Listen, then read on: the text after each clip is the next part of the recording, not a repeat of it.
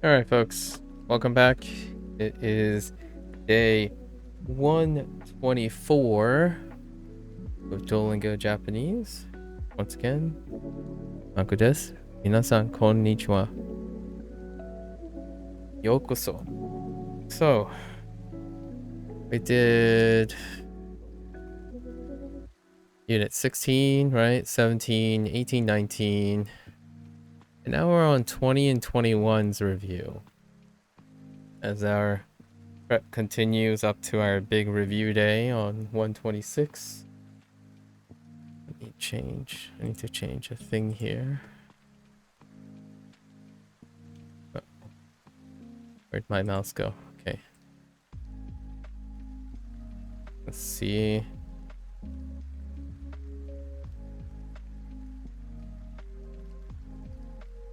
Okay. All right.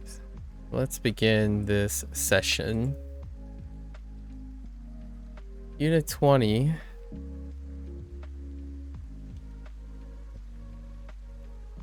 Unit 20 was cooking with someone, and then Unit 21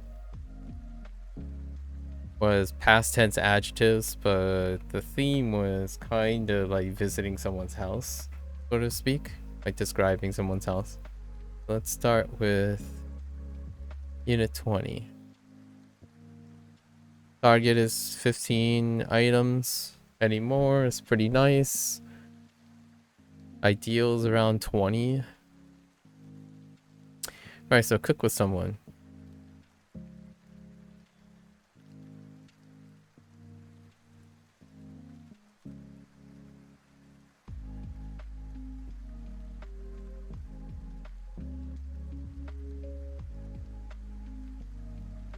We'll start with Skurimas, right? Or cook this time.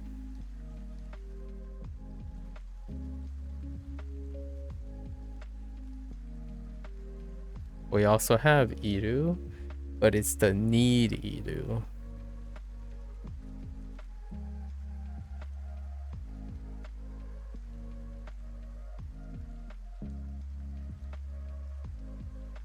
Cook with someone. We have ingredients. Also,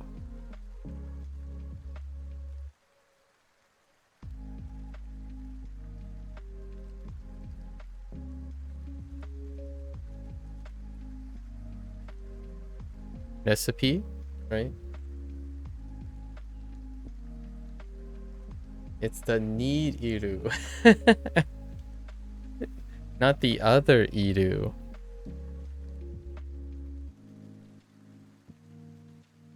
Recipe. Recipe, I think. Recipe.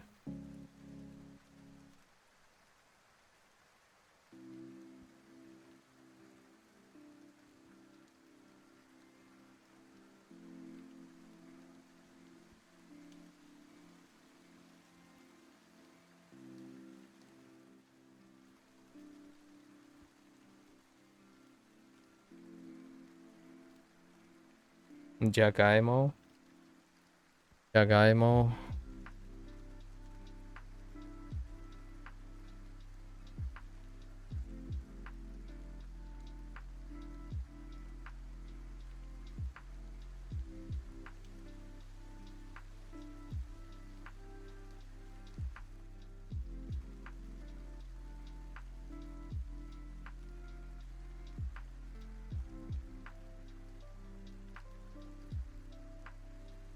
Omukiko.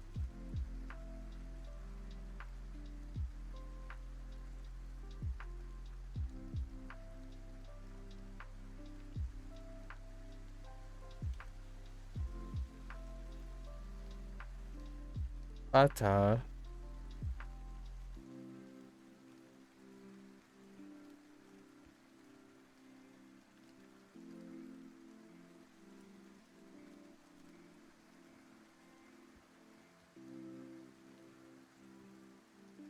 Atoll.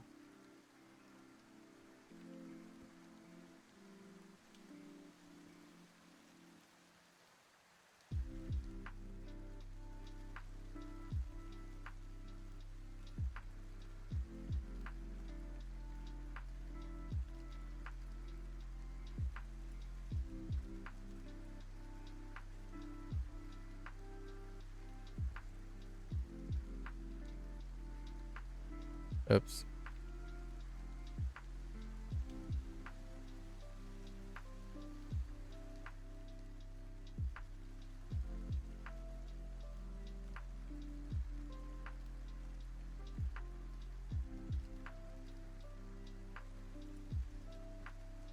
Tamanegi.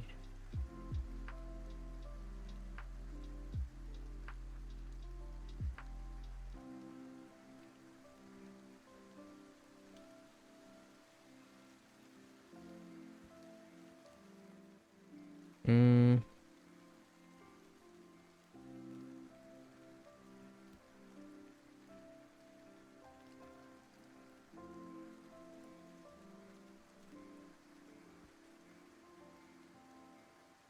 Guramu.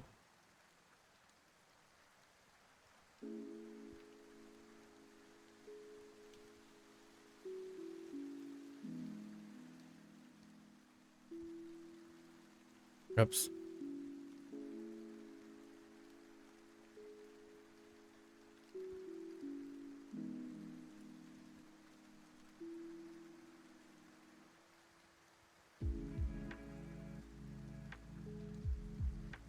Spoon. Spoon.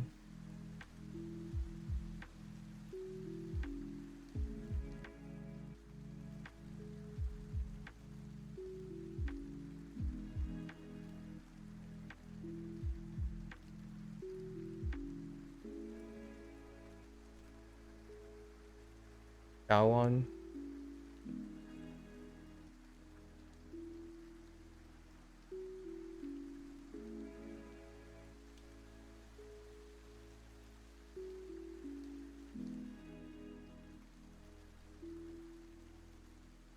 Uh.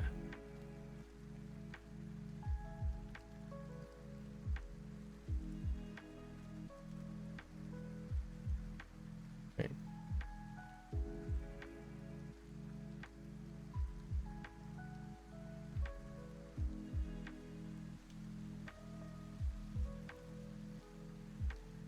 Uh.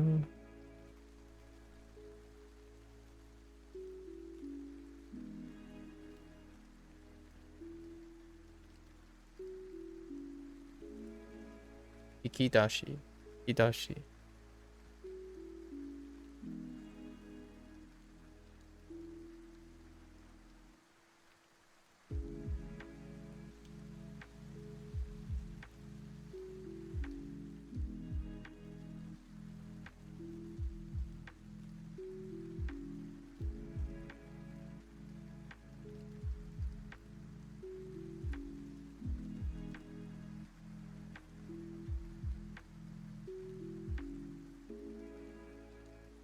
Hold.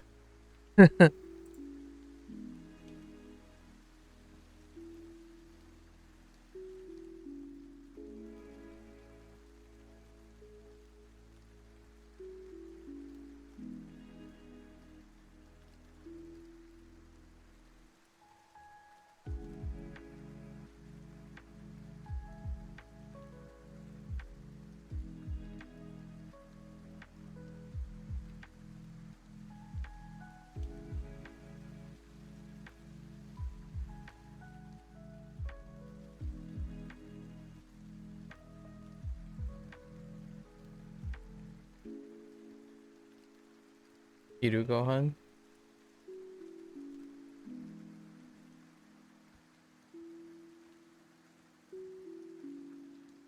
I feel like there was another thing.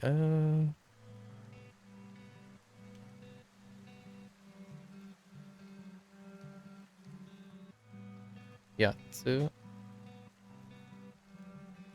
Oh, there was another thing. Right.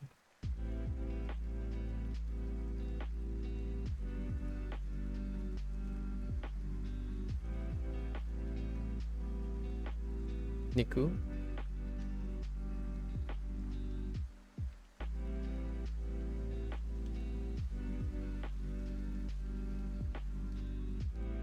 Oops.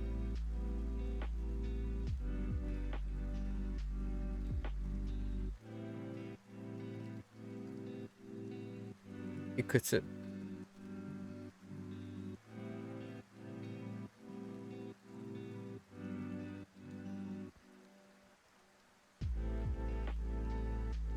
Is that 3, 6, 8, 11, 11, 16? So we cross the threshold.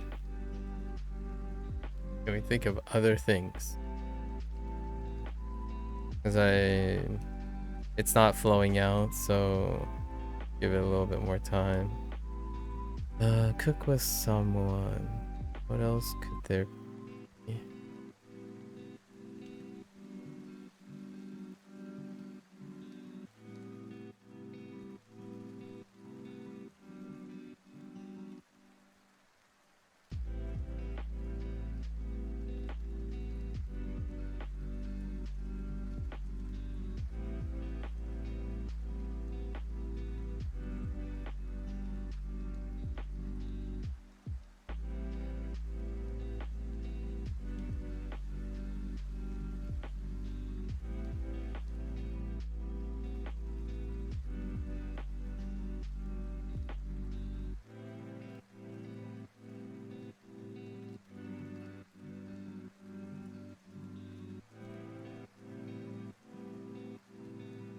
Stew.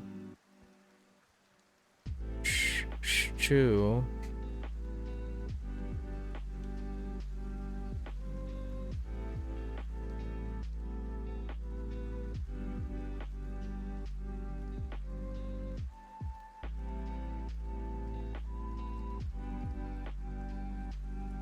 Hmm.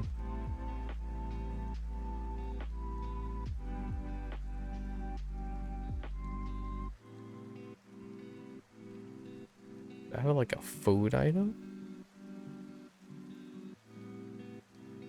I don't think so. Alright, that's pretty good. Alright. So unit 21. It says pass adjectives.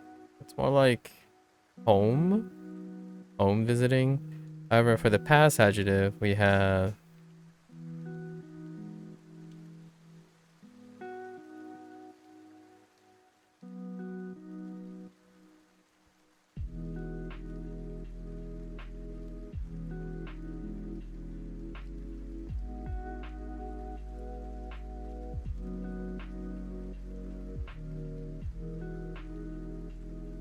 other Lotus.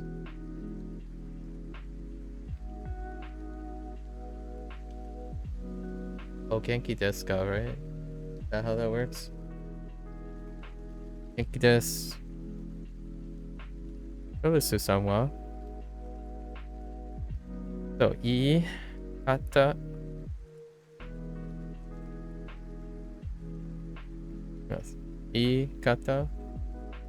Or is it or is that Benkyo? I don't remember. I still don't have those straight.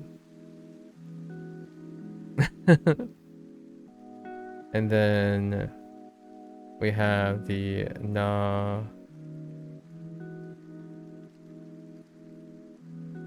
Right, we have the na, which they use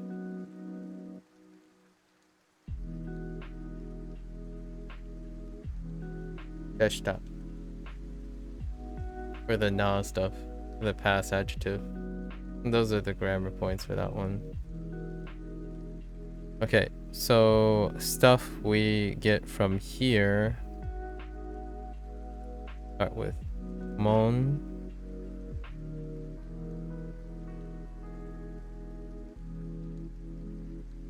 Agu.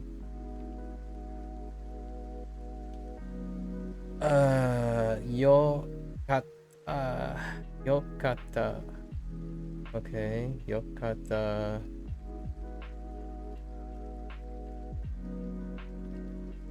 Something wa mama. Oh, someone taught me the mama thing for original state. So then your Daijobu desu.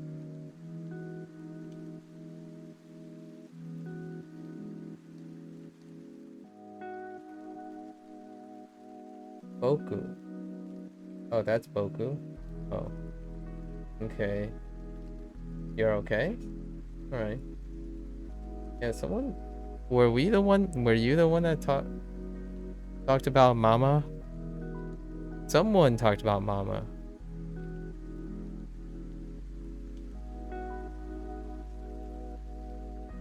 Oh, okay.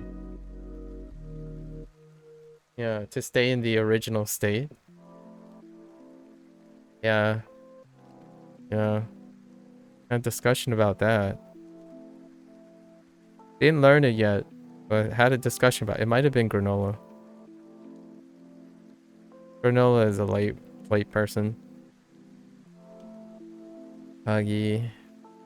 So Kagu. Sorry, Kagu.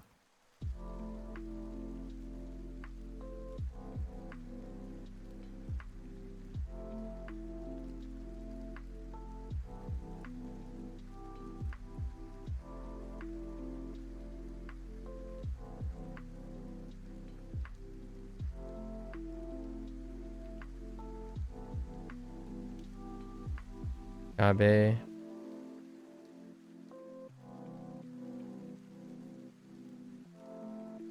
What's a cause?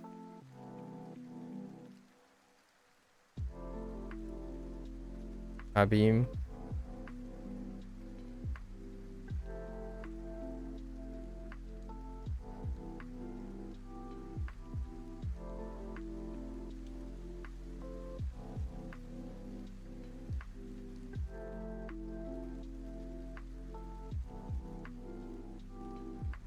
Hmm.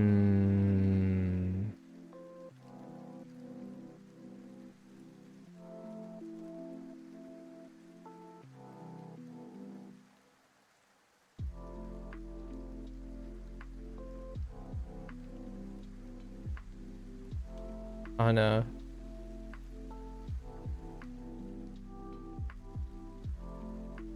Um.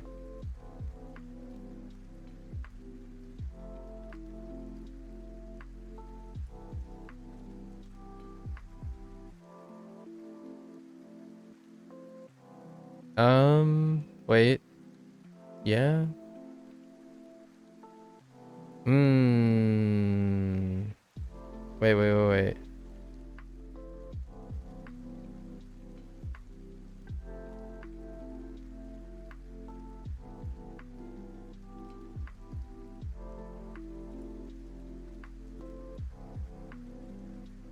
Maybe something like this. Dining.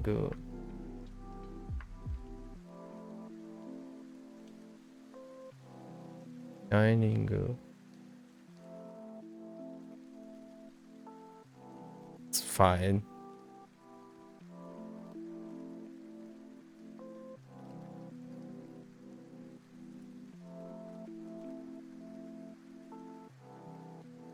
Hmm.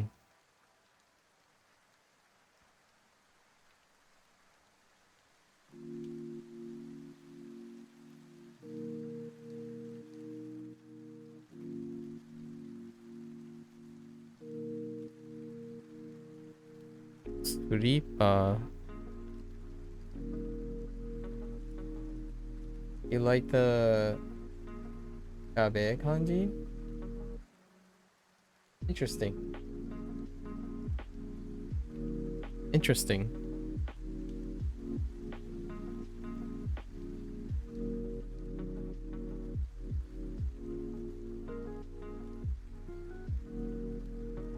At this point, I know more Hanzi than I know kanji, so I'm like looking at kanji for Hanzi. Maku. Oh, right. Maku reminds me of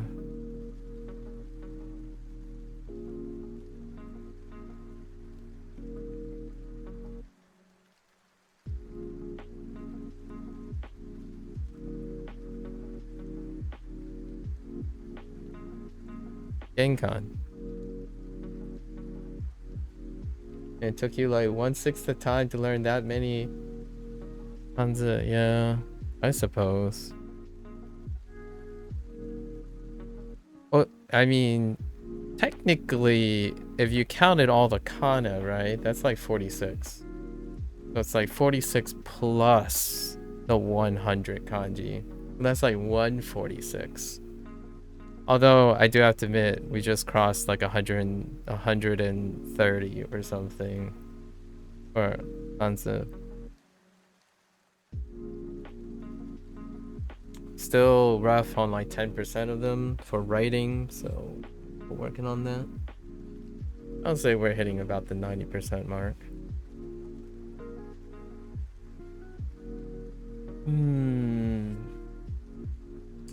So, what else could we be saying to our guests? What is the... Oh. It's probably like...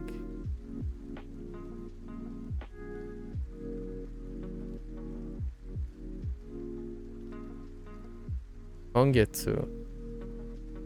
And...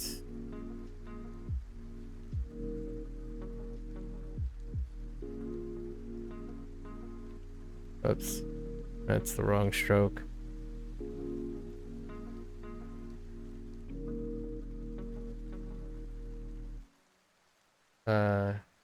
Higashi. And... Those are repeats. Oh, it's probably...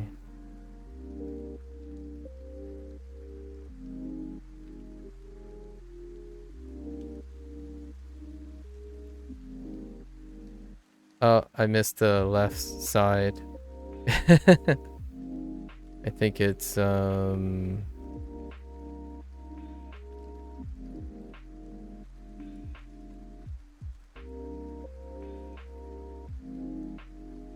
it might just be one radical, so I'll just guess this. It might just be one stem. Kind of looks like it's just one stem.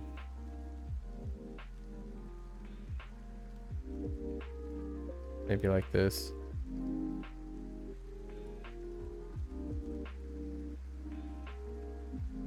Oh, it is? Oh, it's two? Wow. I went with my gut there. Nice. Yeah, so Gogo. Gogo was probably this kanji. Dang. So Gogo.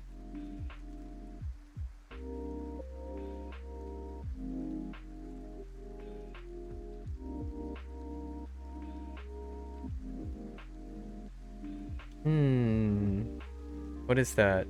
5, 10, 14. That's not sufficient. 15 is our bare minimum. Must think harder.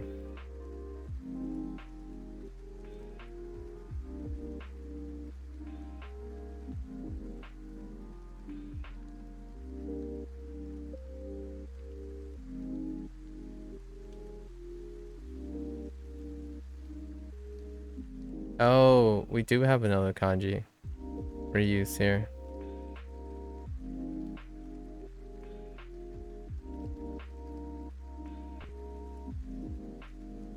Aida. Vision. Aida. That's 15. We hit the bare minimum. Can we throw in something else?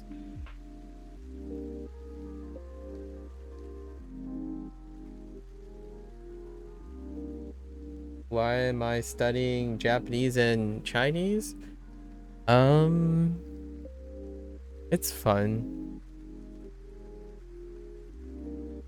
How's Super been going? Today is probably the last day, if not tomorrow, sometime tomorrow. I think today is the last day, actually. It's fun learning Japanese and Chinese, and they're both part of my life, a big part of my life. So formally learning them is... We make time to formally learn them now. Long story short, I suppose.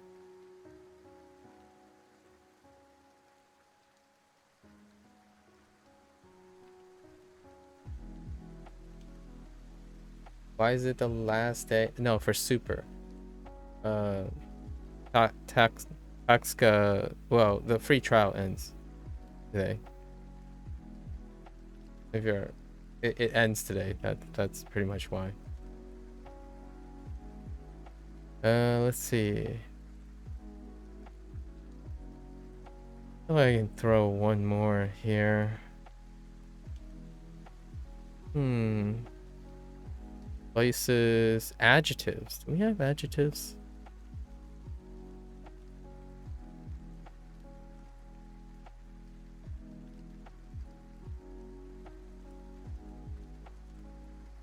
Surprisingly, no new adjectives, even though the topic is past tense adjectives.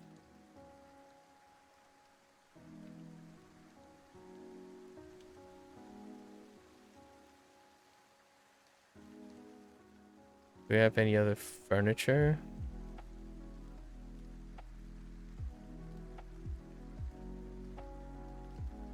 Shelf.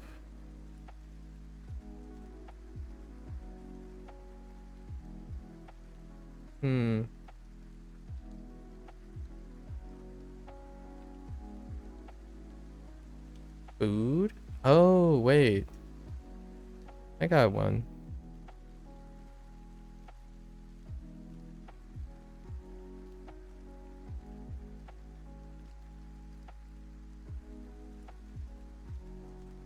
Tezukurino.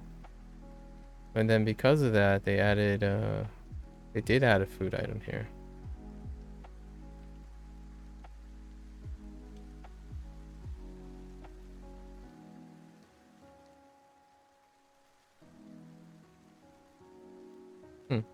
Chicken.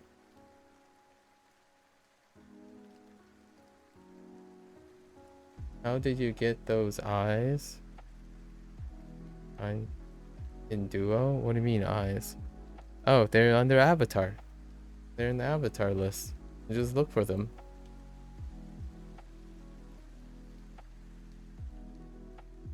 That's 17. So we're good with 17. I think we'll take 17. There you go. So that's 20 and 21. And 22 and 23 are the last units. We only did 8 units these 25 days. And since today is possibly the last day of Super, we're gonna go review 16 through 23. And then tomorrow we'll do the recall for 22 and 23. And that'll mark how far we've gone for the next 25 days.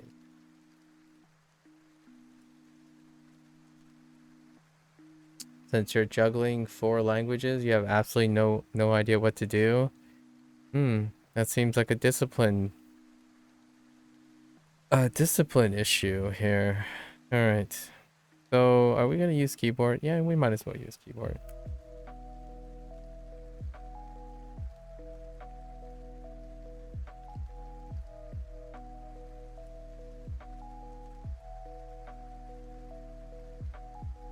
Do 1 language every day. Let me see. So unit 16, let's see. Let's see if we can round up stuff. Alright. Oh, this is gift giving.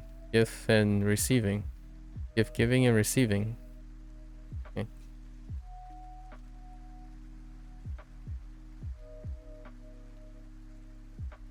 Okay, there are 2 Mai's. Can you select the capital Mai? I guess it really doesn't matter.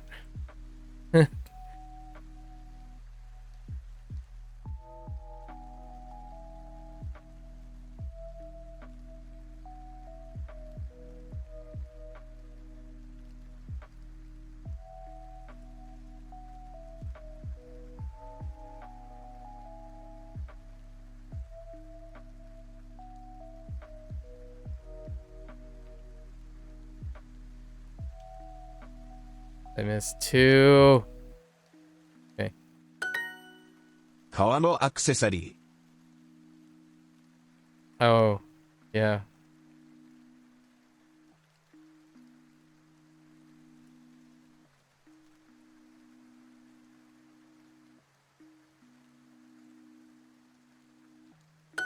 誰にこのタブレットをもらいましたか？ Studying like this seems the best way to use Duo, but would But what would you do if you didn't have much time?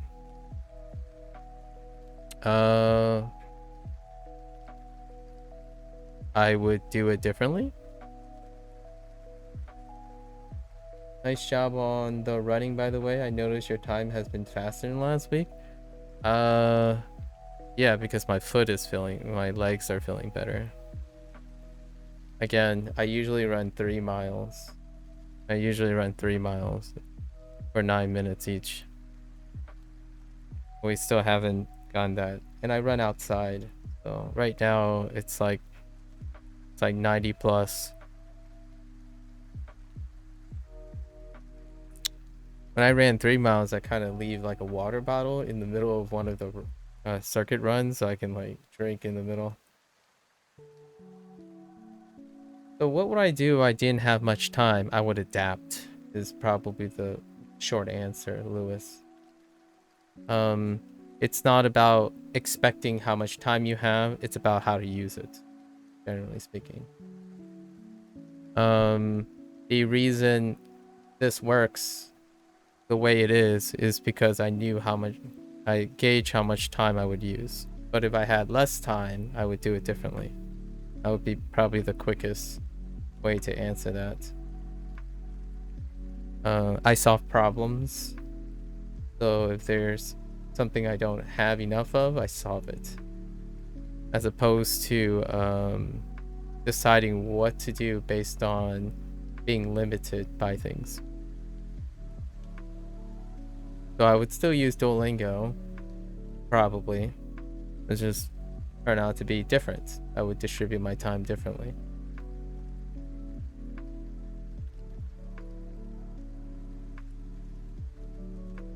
So I imagine the question now is, what would you do differently?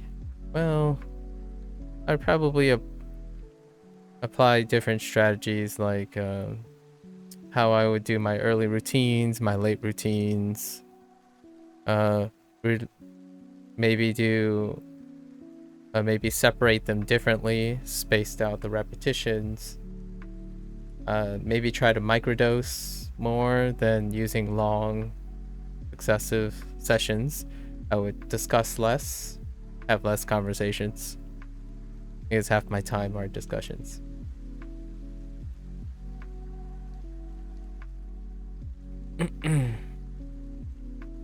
Dare ni.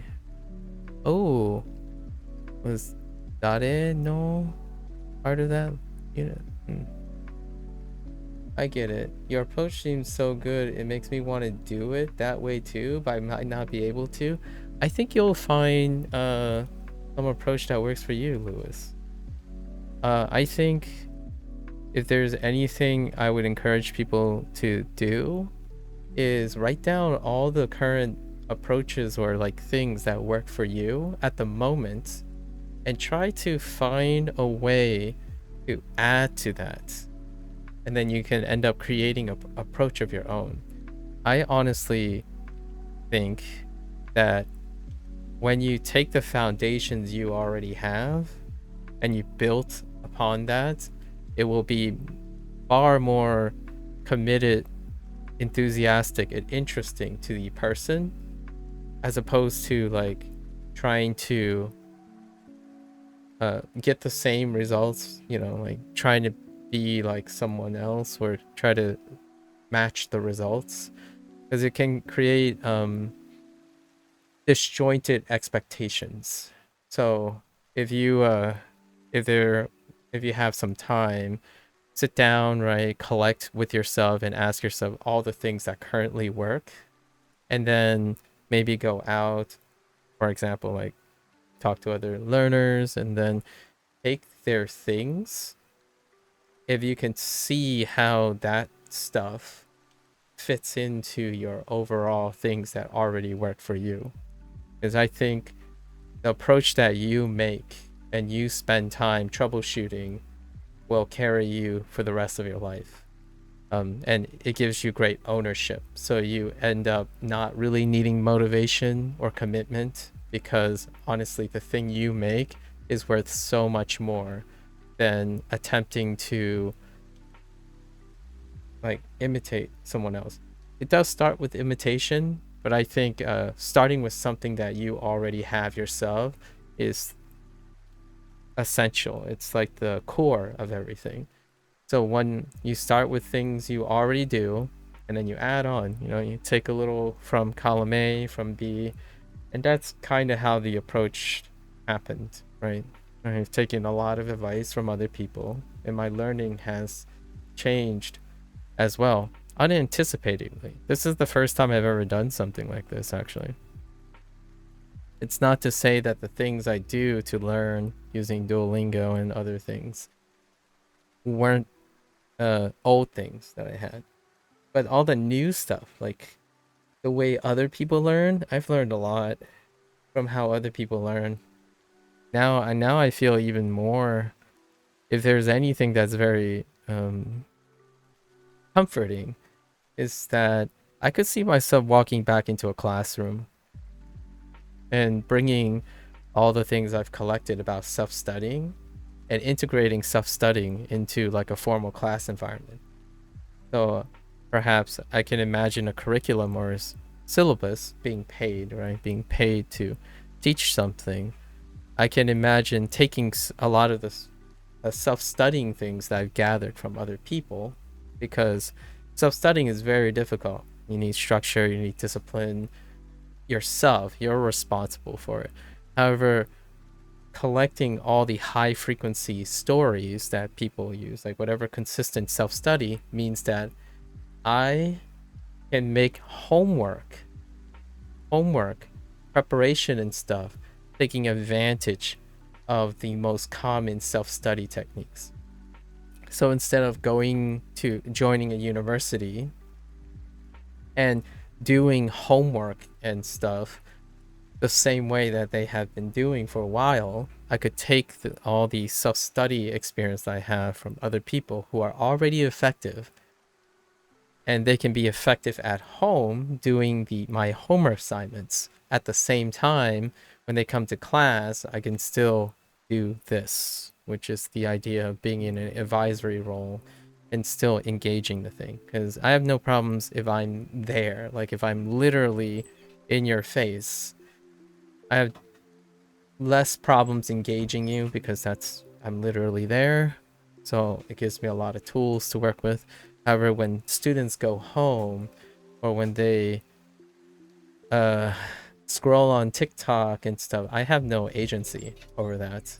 However, after self-studying and doing this kind of thing, I kind of have a better idea of all the things I want to look for, all the things I can sort of consistently demand and encourage when they go home. So I definitely would not make homework the same way I have made homework over 10 years ago. There are definitely much engaging and fun ways to make students feel like homework is not homework, but more of a game. And then when they come to class, I'm already doing that, obviously. Like right now, this is probably how much of it I would sound like outside of like writing on the board and having some sort of trying to make whatever I'm gonna teach feel interesting, right? And like that, pretty nice. Self-studying. It's been, yeah, I haven't self-studied that much in my life. Before this, I was in education, and before that, I was born. So it's like, what did you do before formal education? I was born. What did you do after formal education? You're looking at it, and that's about it. The rest is still history. Who? Can I hear this again? 誰にこのタブレットをもらいましたか? Okay. Yeah. I like listening to it. Who did you? Actually, we still have super, so... Oh, no, never mind. That's a different part of speech, never mind. I was hoping to type from whom did you get this tablet, which would be my preferred sentence structure sentence 息子は本 or 当に question. 喜びました。 Yeah, Lewis. Yeah, try it out. If you're already self-studying and have the motivation to self-study, I think you have obviously no guarantees, but I think sometimes, maybe most of the time, the odds are in your favor that you'd be surprised how creative you get. The more creative you get on your solutions, the more likely you'll feel like you're interested and enamored by your things, like by your techniques and stuff. Of course, it does go with some foundations. The nice thing about that is you're starting with things that work already, right? So you don't really need proof. They already work. So a lot of people start with flashcards. But how do you make those flashcards even more interesting? Well, people took to Anki, right? And I always, I mentioned this before because Anki is a very rote memory, very comfort strategy. I asked the individuals, like, what is your focus when you use Anki? Well, lots of people respond with, well, whatever I don't know, I go to whoever has that information and I download the deck, right? I download the deck. Okay. And then I asked them, have you considered why it works and how it works? Because yeah, it's great that you're learning all the vocabulary the same way, but you can also at the same time figure out what else you can do more, right? Then you can probably even find Anki creators, like deck creators, and you can look for specific decks that work even better than the current deck. So then what you're challenging yourself to do is you're eventually going to feel like, no, okay, all right, so I can't find the perfect deck for me, or like the perfect deck type. I'm going to start creating my own deck. So then eventually, not only does the person learn vocabulary, but the person also start to optimize and learn how they learn self-motivated. So if I didn't start with Duolingo, maybe I would have started with Anki or something. I probably spend a lot of my early days developing my maybe like 40 to 50%, and then 30% of the time continuously refining how the Anki is being used, how the Anki app is being used. Because Anki, you can customize that. Duolingo, you cannot. So I spend most of my time trying to do something to add to Duolingo outside of Duolingo. But in Anki, it's fully customizable. So I probably spent a third of my time constantly perfecting a workflow, or like trying to develop a workflow in which I keep adding new Anki words and kanji to my flow. So I would start, probably the first couple of weeks would be a little slow. I would come up with a workflow, then all right, I want 5 key things on my Anki flashcards, right?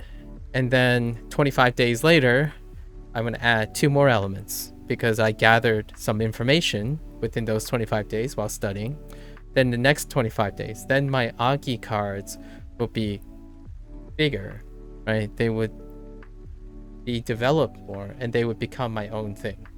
So at some point, I would say by the same amount of time, around 100 days, my Anki cards would truly reflect my culmination of learning how to learn while also learning a target language.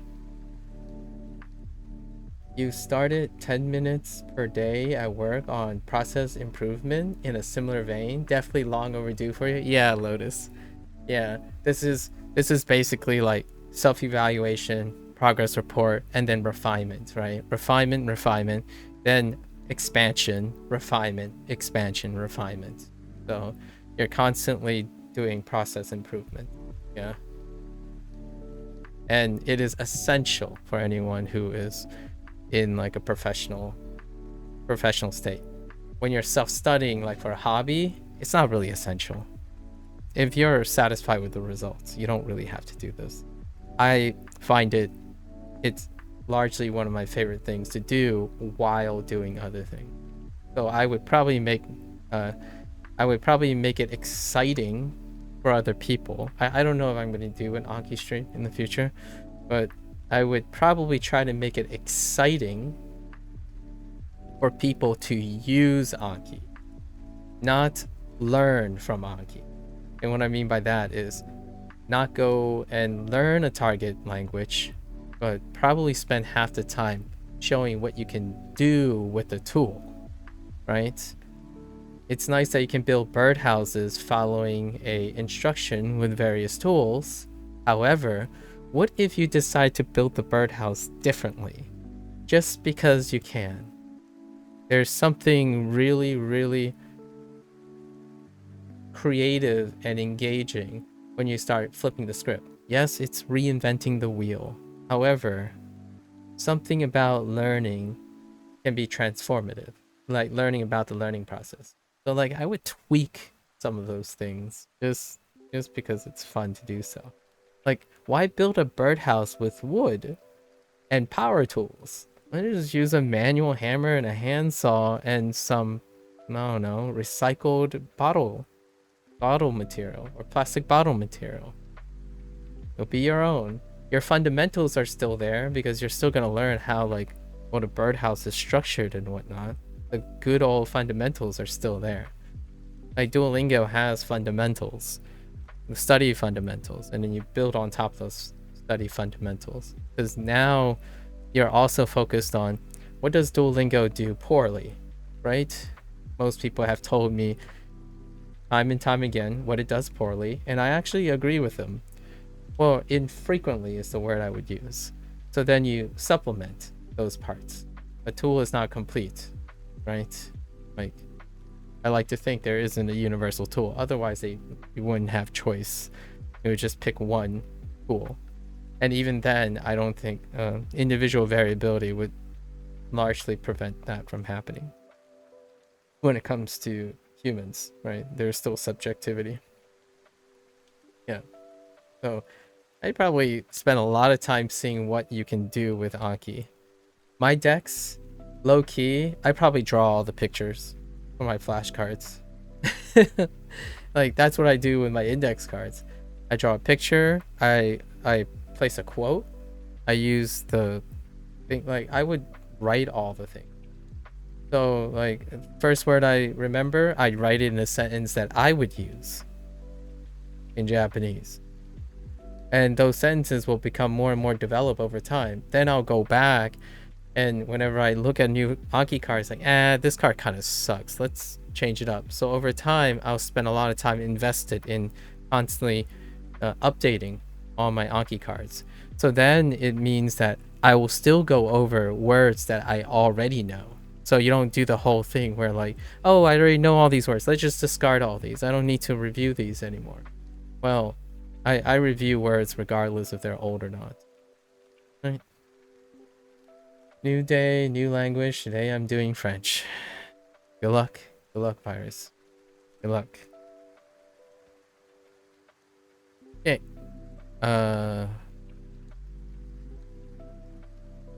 Musko. Let's just listen to this. 息子は本当に喜びました。yorokobimashita. Oh, hey, yorokobimashita. Happy. Speaking of that.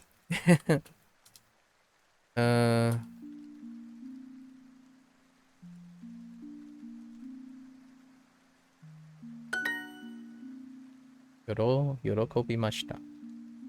Gonna keep that streak alive? Yeah. 去年、パートナーに面白いマグカップをもらいました。Maku kappu. Okay. I keep typing receive, even though they want to use the word I got.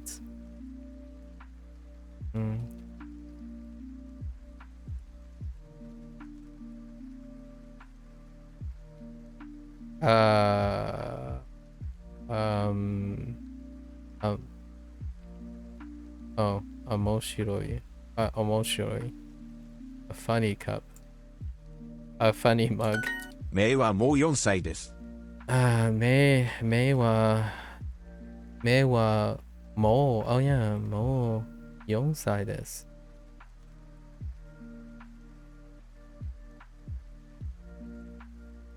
Um, 今年はどんなケーキを焼きますか？ okay.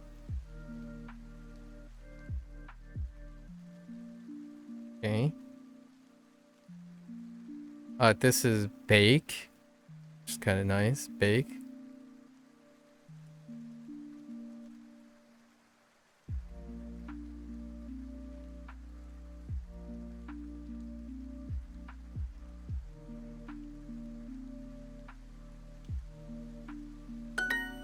去年もおいに人形をあげました。The knee next to each other. 去年も Wait. Oh, おいに人形をあげました。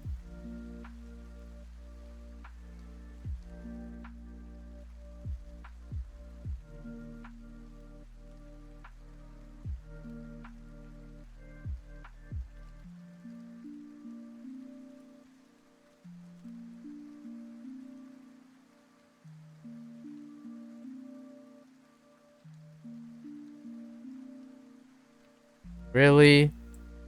Wait. Oh, you gotta take this, right? I thought so. Didn't know Yaku also mean to bake. Looked it up and include almost every cooking method. Yeah, that was exactly my remark when I saw this lesson. I'm like, wait a minute. I mean, my first thought when I saw this message is like, wait a minute. You don't cook it. Like, does this actually mean bake? And then I looked it up. That's my same remark, and I was like, whoa, it's like a lot of things. So is Skurimas. Skurimas has some flexibility as well. There's some flex in context. 今年は祖父母にプレゼントをあげます。今年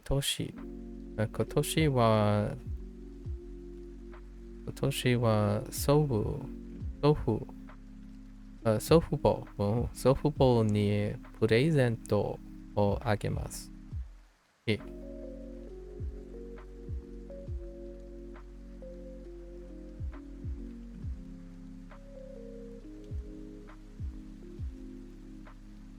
You might be thinking, this is kind of a weird statement, right? Like, this year we're going to give presents to our grandparents, but gonna be honest, that is kind of something that doesn't actually happen very often. Not as often as you may think. Like, did you guys buy presents for your grandparents? It didn't happen here. Although they also live in China, so that's one thing. That's my thought about this statement. Kind of reminds me of a little like 13-year-old, like they're buying presents for their grandparents for the first time. Oh, that's kind of cute. That's the imagery that I have right now with the statement. 祖父の家でクリスマスパーティーがありました。祖父の家でクリスマスパーティーがありました。Okay.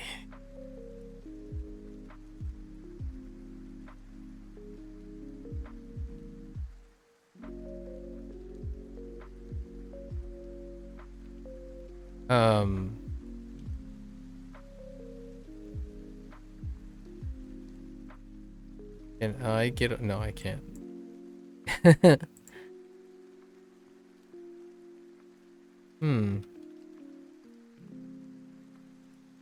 I can possessive. 姉はいとこに面白いベルトをあげました。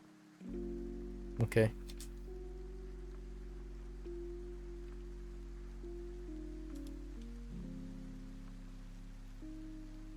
Two mice? Heck you.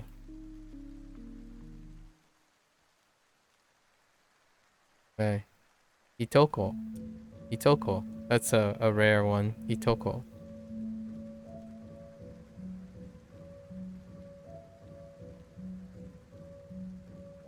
Beruto.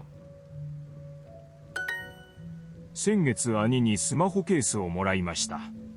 Okay. Sure. I keep typing receive immediately.「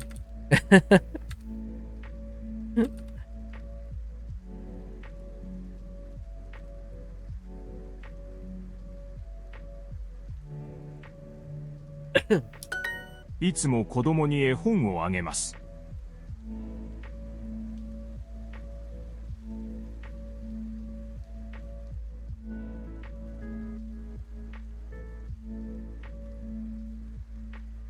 Oh, plural. I keep trying to type I give a picture book. A picture book, but when I type it keeps pulling up always, but they're saying picture books. And that's fair because this is a consistent activity. So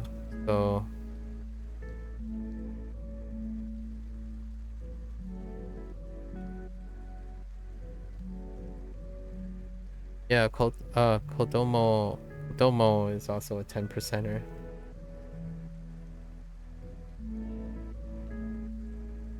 It doesn't include deep frying, steaming, or boiling. Listen, Lotus.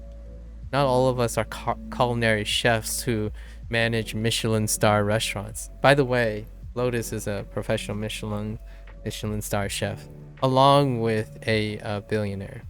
Just in case anyone wanted to know. I'm not. Oops. I got books and picture backwards. 誰にそのペンをも This らい is ま all し your たか fault, Lotus. This is all your fault. That's right, programmer, chef, billionaire. Yes, you have to say you know, top programmer. You know, Michelin chef, and multi-billionaire.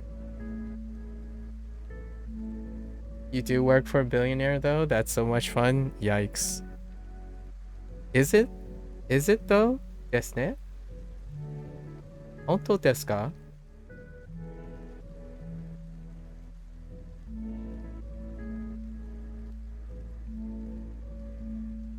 How do you say sus?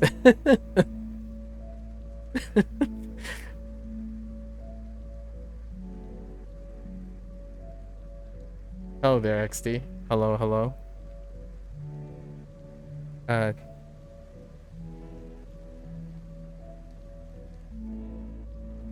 そうでした. I would love to be able to. Do you get to talk to the billionaire?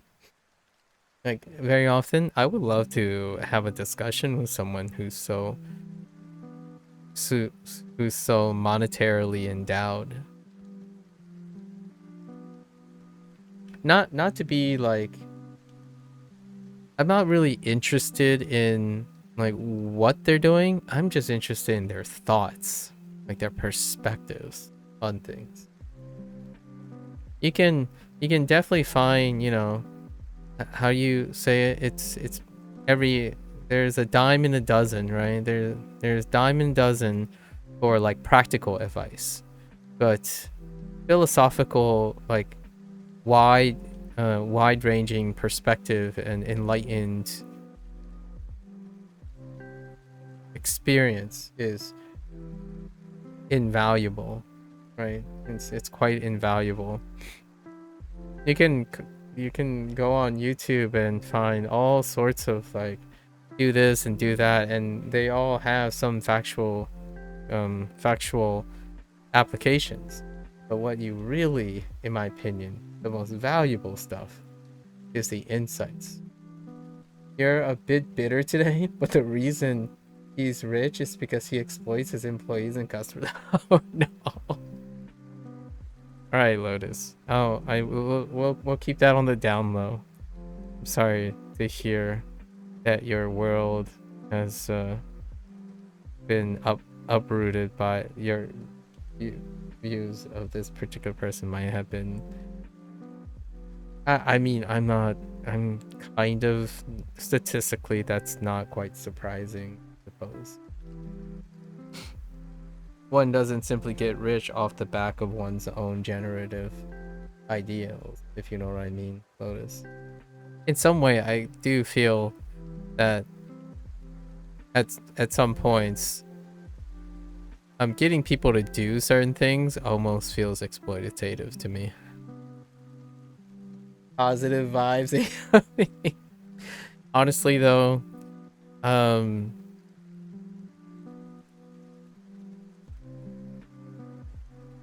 that's probably one of my sad, pitiful excuses for not being a leader myself. Lotus. I always thought maybe I had some of the skills to qualify as a leader, but it does involve placing yourself on top of the shoulders of a lot of people. And I'm not saying that other people should feel guilt or anything, but it didn't work out for me. I don't like being a leader when I'm not obligated to. Oftentimes, even I have an unnecessary, or maybe I'm not choosing to be tolerant of what is necessary to be a leader, right? And oftentimes, being in a leadership position for extended amount of times can promote, let's just say, perhaps an undesirable quality in the human condition, right? The human condition. You want more after being a leader, and then you continue to want more. Perhaps those, someone like that may require like an equal and opposite force that may keep someone in check from those things, like the government or the law, something like that. It's me, your long lost Nigerian billionaire uncle. Send me your social security card details now. Yeah. I said this a bunch of times. I think there are a lot of things that are part of my life that makes me a very, very poor money owner, like a money generator. I can say that I would make money if I need money, but because of my stint in a lot of things I worry about myself, and looking at like societal problems and whatnot, I almost am scared of what I'm capable of, provided and pushed into similar situation. I don't underestimate how strongly the human condition can push someone to do things and normalize things. Sometimes I don't even know if I've exploited anyone. Secretly, though, I'm obviously exploiting everyone here. Why else can I get you guys to do services for free, like entertain people? I'm just kidding, but it's a, yeah, that's a tough situation. If you have recently discovered that, where the money comes from or something like that. Dare. Okay. So, who did you get? What are we getting? Sono 10. Okay.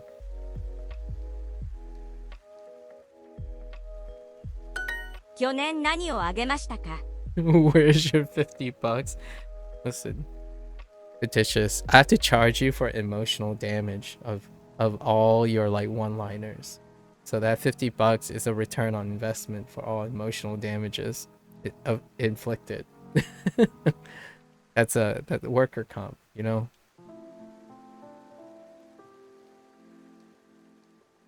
去年何をあげましたか? What did you get this year? Sure. 毎年祖父母にクリスマスプレゼントをあげます。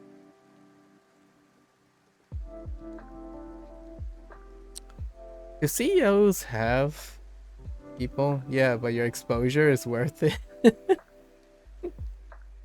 Dudes, I don't actually know how companies are organized. Do CEOs have equal opposite executive forces, or do they operate almost autonomously? There's like a board, right? A board counters the CEO, right? Something like that. I don't know the makeup of companies. I haven't ever worked for a company, so I don't really know. Even if I work for a company, I'm not even sure if I would be enthusiastic enough to pursue the hierarchy. In your case, it's privately held, so he's owner and CEO. Oh, I think, okay. And then you need a board if it's a public company. Okay, so the example I'm thinking of is like an IPO or something that went public. I see. And then the investors are part of the board members, right? And then that's kind of the thing that kind of counters. Although in that case, sometimes it's like a power struggle, right? When your company goes public, the board could derail the company in its own interest. And then you hear those like nightmare stories. Yeah, well, tough life, I suppose. Would you want to start a company, Lotus? I'm kind of curious.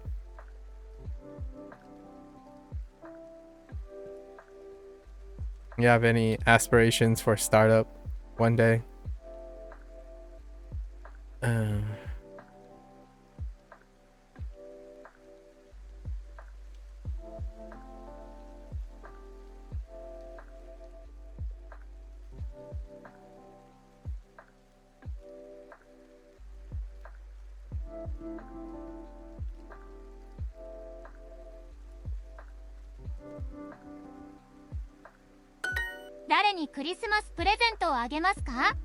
You want to be an inventor? I love to make designs and sell them to people interested in making them.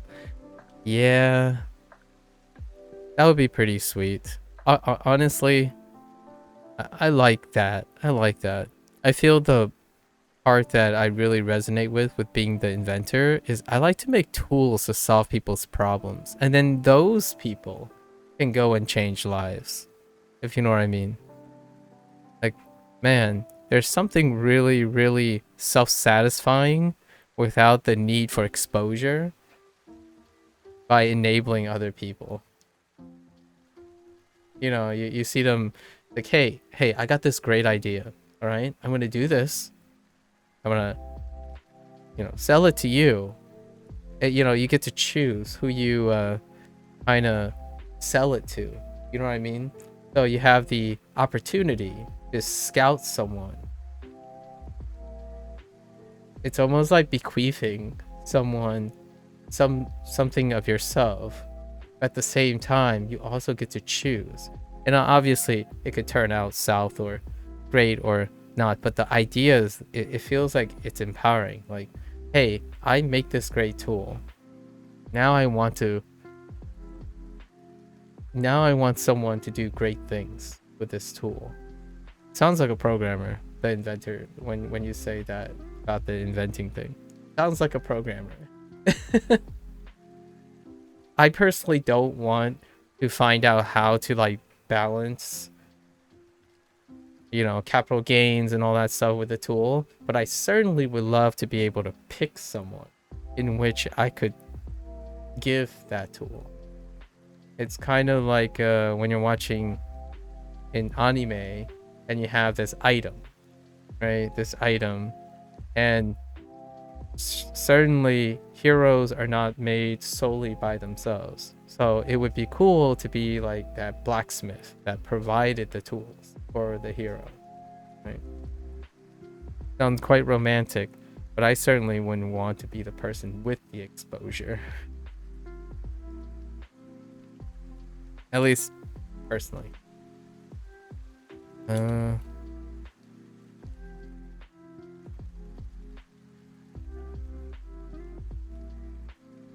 いつも子供に絵本をあげます。いつも子供に絵本をあげます。Seriously though, if I would totally take up a free job as if Mr. Beast, right? Well, let's just say hypothetically, Mr. Beast like okay, I need a side venture. They're starting like a small group, and this small group's whole task is to find potential targets of forward investment. I would do that for free, hands down. Like I could see myself, as long as it doesn't interfere with me being able to acquire the funds to like live for the rest of my life, you know, like cover cost of living, as in like I can eat and whatnot at my own whim. I would spend most of my time just researching people to target for funding. I once thought that it would be pretty rad to work for the government on how research grants are distributed. However, unfortunately, or maybe fortunate, I don't know. There's a lot more political aspect, you know, like sources of money all entangles a lot of influence, right? Political influence. So I didn't know if that was a more appropriate career choice, in my opinion. However, I love the idea that you get to be part of a board of experts that try their best to direct funding, and the decision sucks, obviously. So there will be a lot of mental career hazards. Things like, oh yeah, you really love this research, but it doesn't have quote unquote political influence and like other things as this research because money is limited. But I would still love the idea of being able to help one person as opposed to no one, or one group as opposed to no one, and be trusted as an advisor to how to distribute funds. And that has been an opportunity. There was a chance that could happen. That's also like an editor's perspective on journals. So I also considered the idea of becoming like a scientific journal editor or something.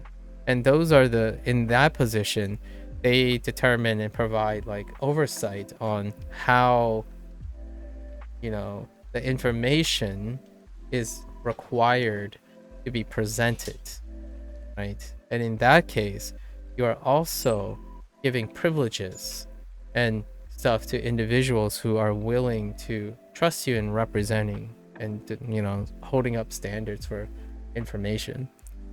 So information is also money, right? The other type of money, proprietary information, especially publicly, once published becomes public, that's a lot of money as well. Most people just don't see it as money because it's not literally money. So that's kind of neat. I would love to not the same as like lottery people, you know, where their whole job is to go to the person's house and celebrate how much they won by luck, but more spend most of my time informing, quote unquote, profiling, doing research on people. Like, oh yeah, that's cool. My friend actually does a position like that. FDA. That's how you do it. You read proposals, grants, you evaluate, you do your background research, you have all the necessity to provide, you either accept or reject applications, right? That's kind of the thing. Policy making in a field that would be interesting to you, obviously. I'm perfectly content with just giving money to the first person who seems like they're on the right track. If I could. Obviously, This is only naive because you would need someone who is able to generate funds as well as provide the fund. So where there's comes necessary profit making, right? Wealth is not generated out of thin air. It is redistributed, so to speak. It can be like print. I'm gonna be a hand waving, right? You need sources of funding in order to redistribute that wealth. So like YouTube, ad money, all those stuff, like content creators are able to do that because they can generate and then redistribute and invest and gain a return on investment while continuing to redistribute wealth for those who are interested. I just want to be at the end. So that sounds actually low effort. I just want to be the guy giving away the money. And then finding out how to appropriately give away the money. This is obviously to perfectly concede that those who are making the money are doing a task that I can't possibly imagine myself doing. I don't like optimizing for that kind of thing. In fact, I have a poor history of doing things without adequate compensation, according to like a business person, right? Someone who's more pragmatic about it. I often have done a lot of things with incredible diminished return, and I still continue to do so because it's of not my concern. I'm a guy who runs a lottery when it comes to compensation. Business people do not, right? They must secure their compensation. If someone asks me to put a price on something, I'll go find someone to do it for me. I can at least find the appropriate person. So then I don't have to do it. It's a diffusion of responsibility, I know. It saves me a lot of emotional damage if I just defer to someone who's more adequately qualified for that. I know my limit, or I know my preferences, and I prefer not to make monetary decisions like that. Like, where do your funds come from? That goes all the way back to the beginning when you were talking about your boss, where your funds come from, like where your money comes from. I don't like to deal in that out of sight, out of mind. I'm an enabler, complicit to the end. One day I'm probably gonna end up in jail by being complicit to whoever that I feign ignorance to. Probably that can happen. I don't know. I'm a pretty big sucker when it comes to following people. Clip that. I didn't admit anything. I'm saying there is a high chance I could get suckered into like being complicit in something. I mean, I don't know. I'm pretty foolish when it comes to trusting people. I try to put up a lot of safeguards though. What, haven't you ever be like, oh yeah, I believe in this person, and then that person conned you into like some really, like, you just don't know, right? You can't possibly know at the time. If you're a very trusting person, you could get into a lot of trouble. Like, oh yeah, I helped this person. It's like, but I had no idea that's what was happening, and that could very well happen if you're more of an enabler or a supporter. Sometimes, you know, you don't concern yourself with, oh yeah, what is that person doing? Well, the person told me they're doing like good things. I didn't ask for more. You know, that's kind of the thing. I try to be a little bit more due diligence. It is negligence, by the way. So when I'm not saying it's unfair, actually. When you're working for someone, technically, if they're not actively obfuscating or avoiding, you know, deceit, and you don't do your due diligence, that's also partially negligence on your part. You're being complicit by being ignorant, right? If the information is there and you are complicit, even though information is available, then it is also negligence on your part. It sounds very businessy, I know, but I've encountered a few minor situations like that before, where you find out afterwards, like, oh wait, that's not so great, and then you distance yourself, right? You distance yourself and admit that at the time you weren't aware of these things. Like, not so great. Being associated with that stuff can really destroy one's career, especially if you're a public figure. That's not saying that happened to me. I can neither confirm nor deny something like that happened.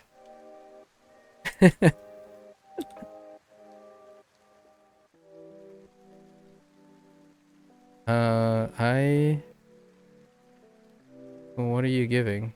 I always write. I got this already, didn't I? I could have sworn I got this.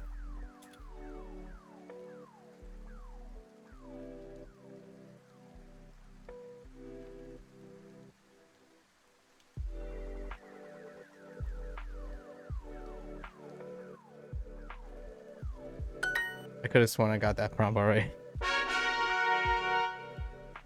Pretty chill today. Pretty chill today. I'm already ahead of the game, so I've been trying to relax up a little. I've been hitting the sessions a little bit long, so pretty 村 chill の野 today. 菜は本当に新鮮でした。 I am very on a different note, I am very tempted to like download a 3,000 card Anki deck or something, if that even exists, and then just sit there and do a stream where I do that for 24 hours. Because I could. That, like, it takes so little energy. I tell you. I'm not trying to trivialize how other people are studying. For myself, like, doing flashcards, like, that's what made it efficient. It's so efficient. It's efficient to the point where, like, man, just cycling through, it's like playing what would I say? It's like playing Bejeweled or Candy Crush for like wow, that is a deep cut, isn't it? I think, in my opinion, going through Anki is very effective because it's kind of like a match 3 game. Now, you're not literally matching crystals or matching candy pieces, but you're connecting information. Do I want your Anki deck? I wouldn't be able to use words you don't know if you did. Oh, I see. How big is your Anki deck? That sounded so lewd out of context. But yeah, how big is it? Is it big enough? How many words do you got in your Anki deck?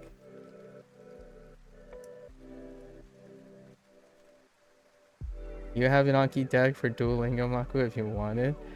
I'll have to consider it in the future. Like, not right now, but I'm just kind of curious. How big are you guys on Anki decks? Because I do want all the words, and Duo only covers like 800 of them, which is not sufficient. I could see myself doing it while running, you know? I don't like wearing things though. Yeah, 2,435 words apparently. Oh. Okay. Yeah. Hold on to that thought. Keep developing your Anki decks. Keep developing your Anki decks. You know? Keep increasing their girth. And I will decide when. Some of the vocab doesn't register on the word section. Yeah. Well, most of the vocabs don't register on the word section. It accounts for less than half in Duolingo, actually. Duolingo almost mutually excludes like 80 to 90% of predicates.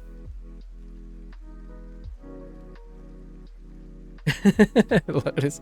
Yeah, keep pumping those decks, guys. Keep pumping those decks.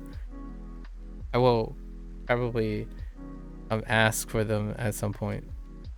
Because I think I'm kind of outgrowing the structure that I'm using at the moment. So now we're just gonna try to play a new game. We're gonna like make up our own game, you know, add modifiers or something. I have to educate myself on what I can do with it, with typing. So that's a great avenue to head towards at some point. Murano yasui. Yes. Oh, yasai. Murano yasai wa hontou ni shinsen deshita.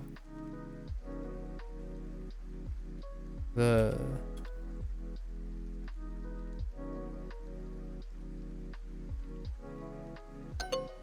son of a... Wait. Oh. I forgot really. Wait. Oh. I put in seasonal because I thought it would be nice.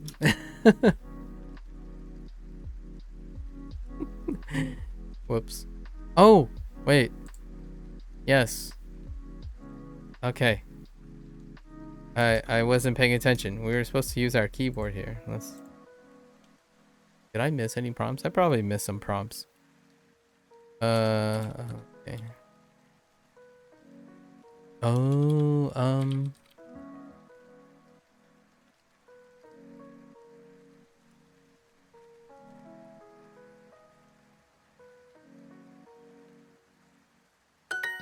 部屋の畳は綺麗でした。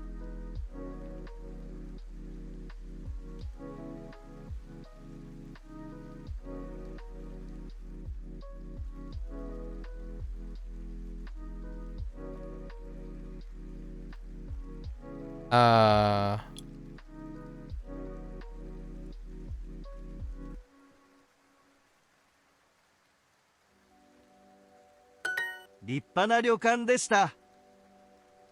With Anki, I learned that where kudasai is written as... Oh, interesting. Oh, I just got that character recently in the Mandarin section. What did it mean though? Oh.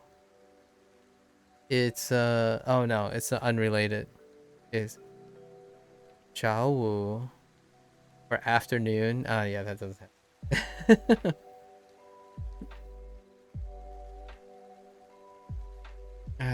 Okay. Ripa. I like it, Ripa. Ripa na ryokan deshita. It was a splendid traditional inn. 天ぷらと刺身を食べました。 Kind of like a... What is that word? It's a wonderful shrubbery. Or what is...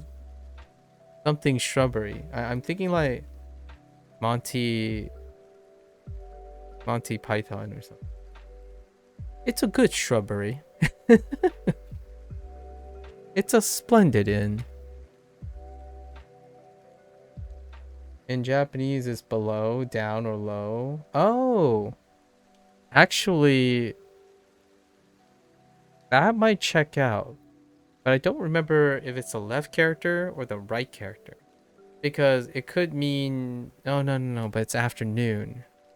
That's when the sun is highest. I was trying to like, maybe it has something to do with the position of the sun or something.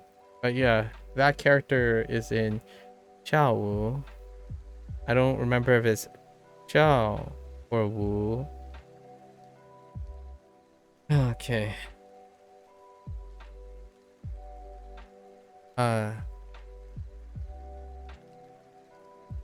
Tempura.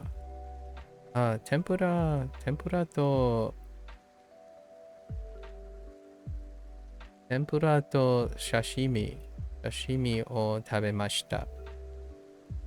I ate tempura and sashimi. Actually, sashimi works. 晩ご飯の後散歩しました。晩ご飯の後散歩しました。Okay.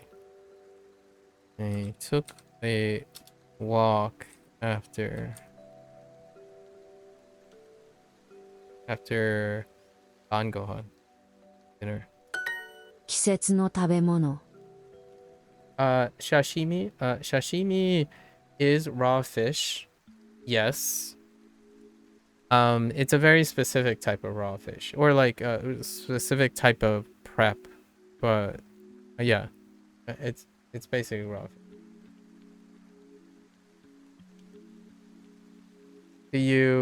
Have you had sashimi? XD? I actually quite like, I feel like it's a little bit more refreshing, although I do miss the seaweed though. I do miss the seaweed in like a sushi, right? Sushi. Sashimi is typically raw fish placed on top of a bed of rice. Right? Not necessarily like a big bed, but a little rice, and it doesn't have seaweed.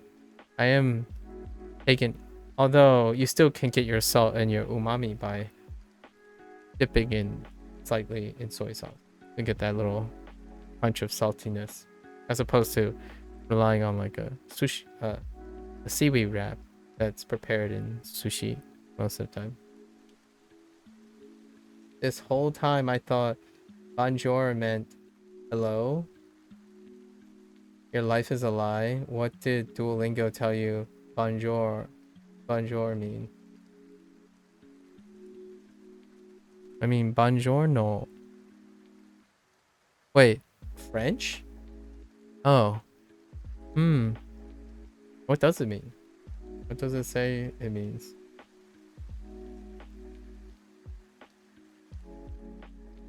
Good morning, good afternoon. Oh, yeah. Kind of like when people go around and say Ohio.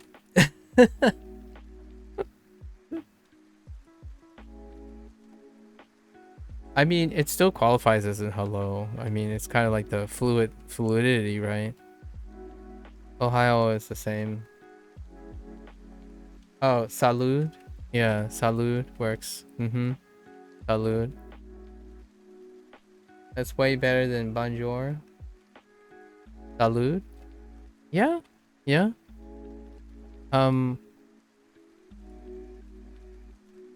Ni hao. Like, I mean, like, let's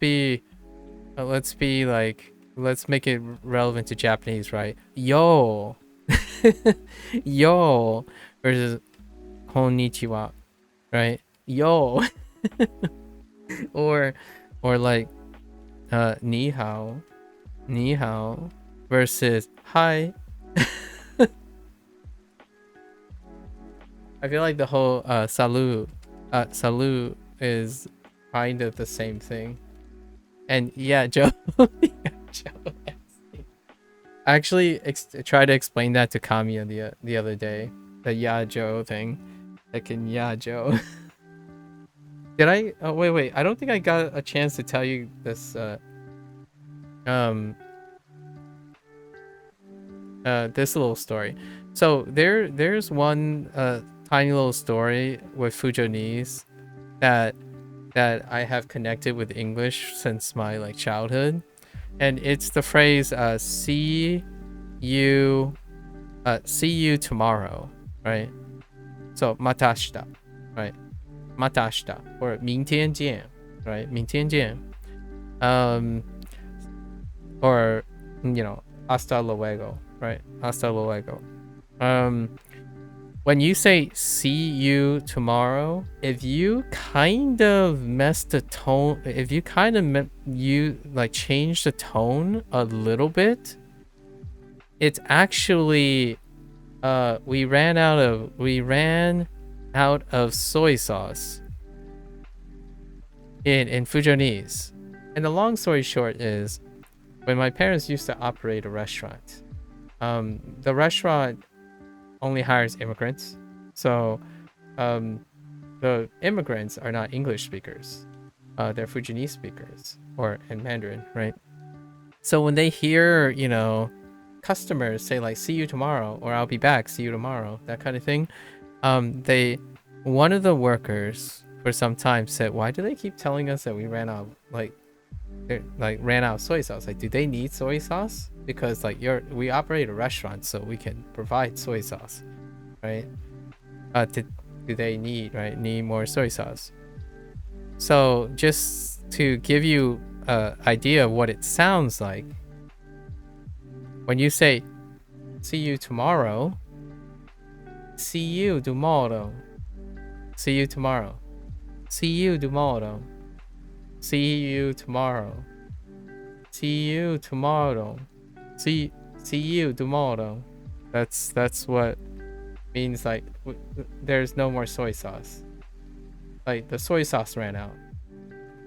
It's that, and of course we is implied here. You don't actually say we. So it's like your XD, like XD is your like, yeah, Joe thing. Yeah, Joe. Right? Yeah, Joe. Like I can't unhear it anymore. And I can't unhear see you tomorrow. Like for see you tomorrow. Boy amikama. Buenas noches. Oh, hey. Take care. Good luck, good luck. Good night, virus.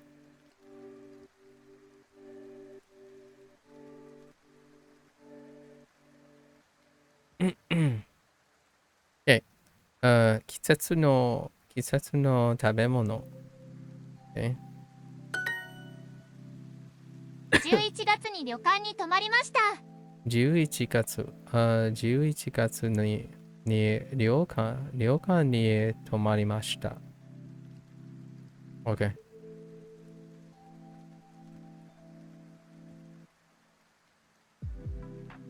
Oh, I should be typing. Let's type this. Okay.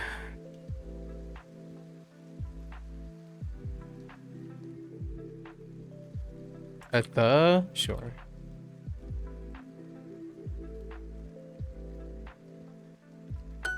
村の野菜は本当に新鮮でした」。Okay. Oh, I screwed this up. How did I screw this up? Oh, because I added seasonal.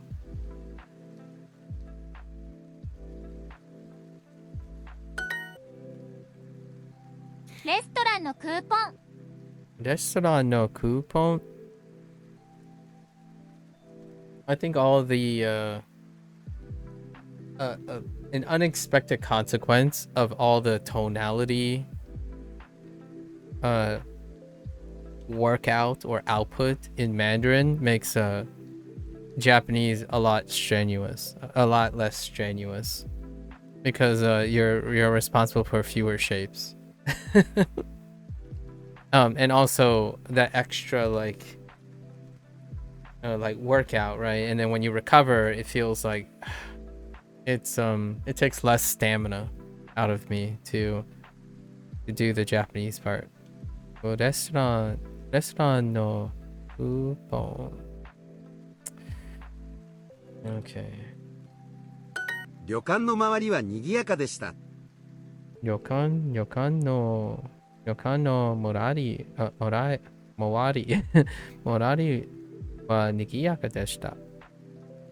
Okay. The traditional inns surrounding area was lively. 山のキノコ。 From the 5 tones to 1? I know, right? I know. Yeah. I can't tell you how many times I'm like, I keep using the wrong tone. I'm going to tell you now. Right in the beginning of today's Duolingo Chinese lesson, I'm going to mess up basketball. And now, like saying basketball is sufficient. Because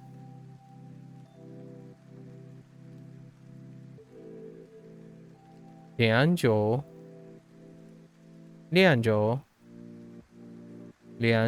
Lianzhou. Basketball.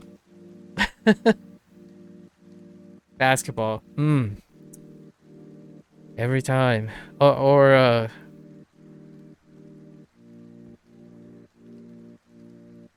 Su. Right? Su.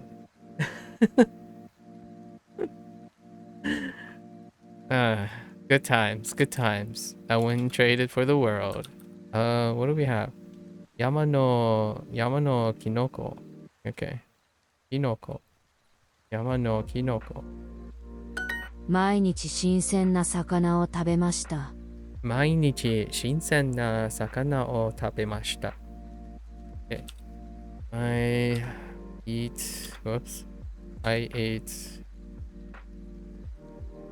fresh fish every day. 旅館のスタッフは親切でした。I know there are people who aren't too much into the fish thing, but man, eating fresh fish every day, that's kind of the life, man. That is such a life. Like, here's my take, right? There's a lot of individuals who don't like the smell of fish or like the fishiness, but I can't emphasize how often that experience is marred by like aged fish. That smell, that fishiness, it's the ammonia. It's the aging of the fish. So oftentimes when people maybe they're not completely repulsed by fish, having consumed like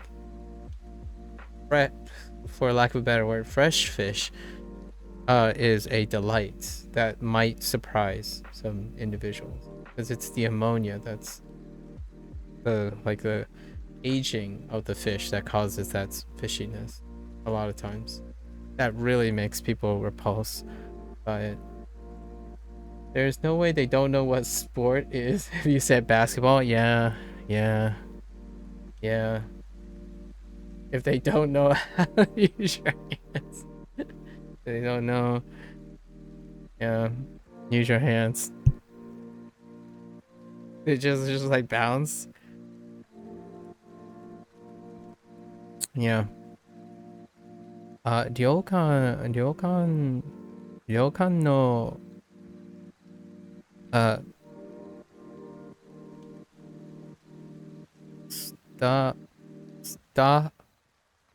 スタッフ。旅館のスタッフは親切でした。親切でした。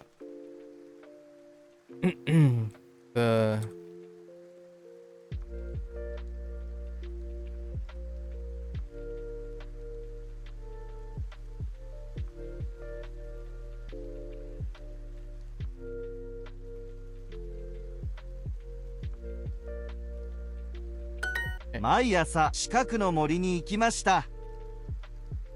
毎朝近くの森に行きました。I went to the forest.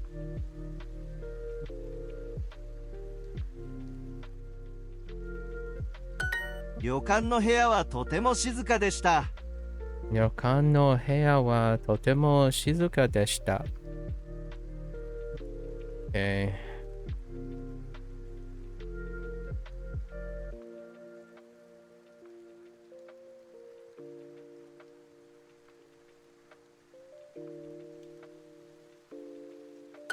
入り口で靴を脱ぎましたか？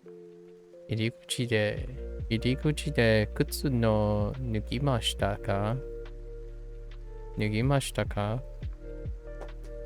？Okay. Did you take... Sorry. Yesterday, your comment about nude is pretty funny. I still kept that to my... That's why I chuckled here. Nugu. If you nugu too much, you're nude.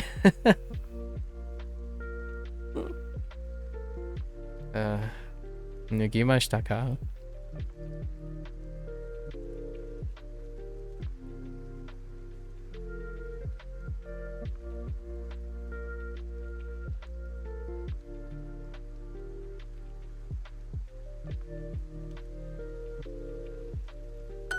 全部で2日間山の近くに泊まりました。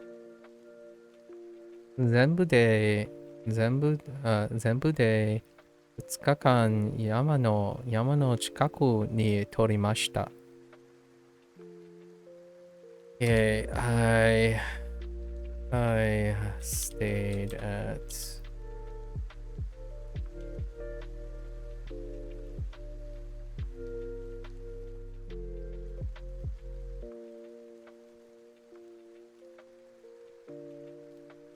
okay.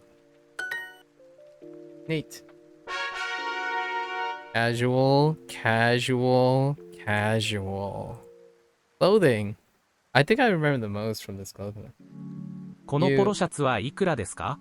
You still have trouble with chikaku? If it is no chikaku, or is it chikaku no? Yeah.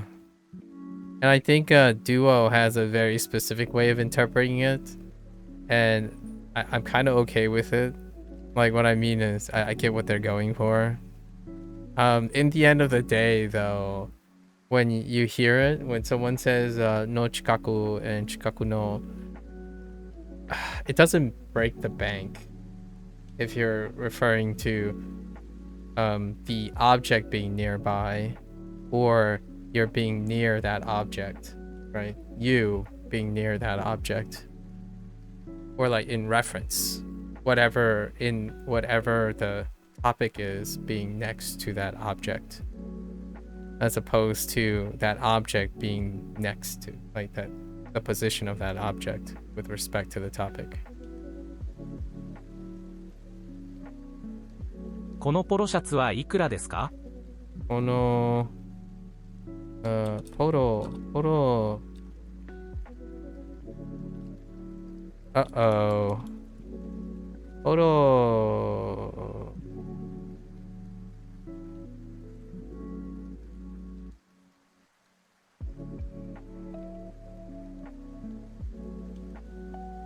Why doesn't this work? Wait. Oh. Because I don't need an extra syllable. What was it? How much it was? Probably. Yep. あのブーツはもっと可愛いですよ。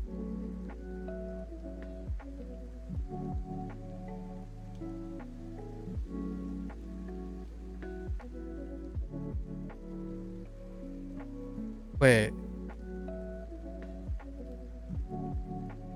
あのブーツはもっと可愛いですよ。Okay.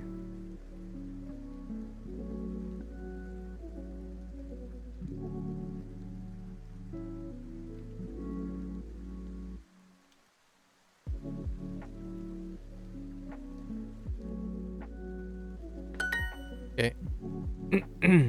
このキャップは少し高いです。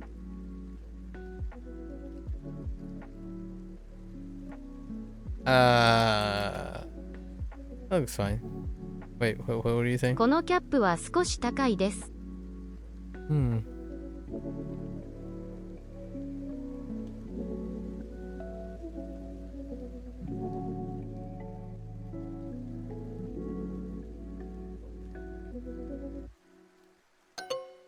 Son of a... It wasn't a question.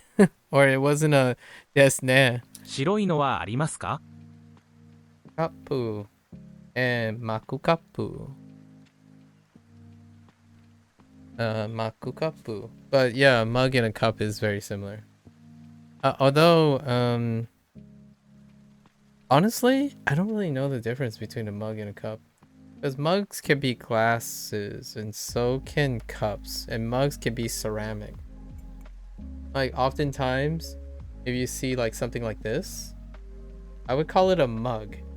But I don't know why I would call it a mug. Right? So, I don't know. You're gonna have to poll people.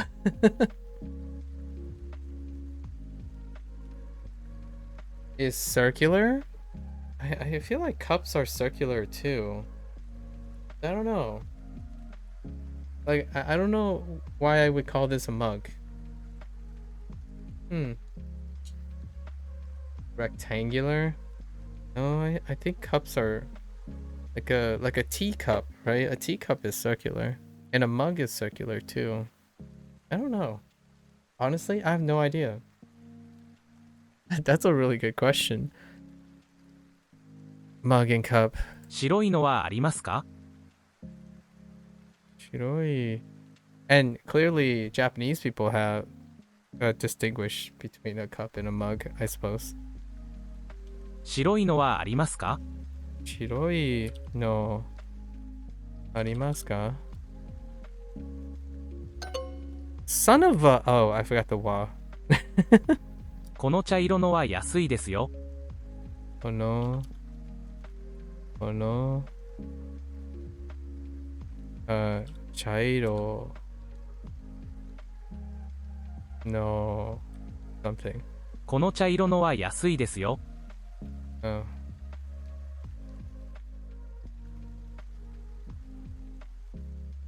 Was it a yo? Did you dash show me? これ Okay. は5700円です。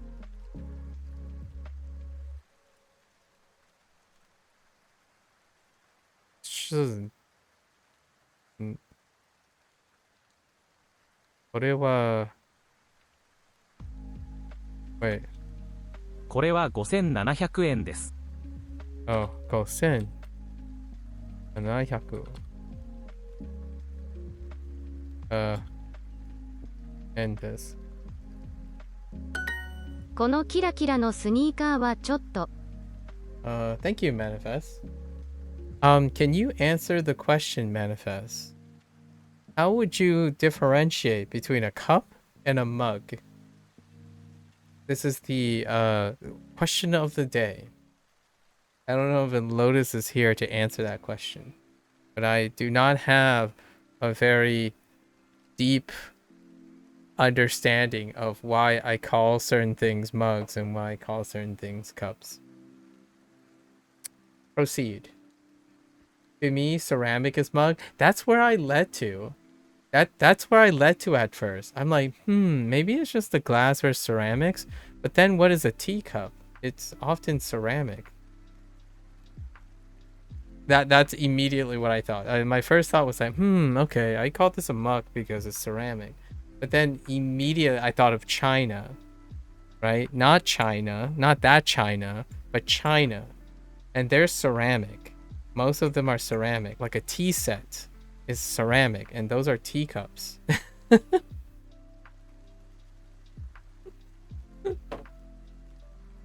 Right? So teacup is こ smaller. のキラキラのスニーカーはちょっと。 Well, no, not particularly. Like we're talking about British tea, right? Like teaspoon, but British tea doesn't end up in a small, like the material doesn't change.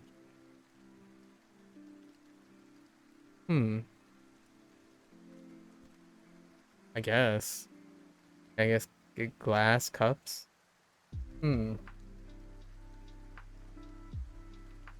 Interesting.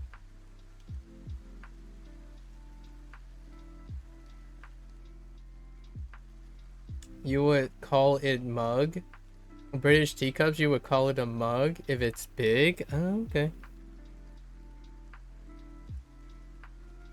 Do you think a cup can't be bigger than a mug?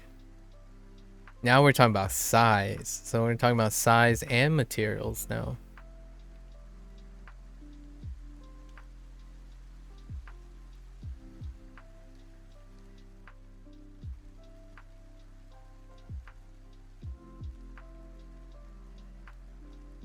So do you always drink out of a do people drink out of coffee mugs, or do they drink out of coffee cups?「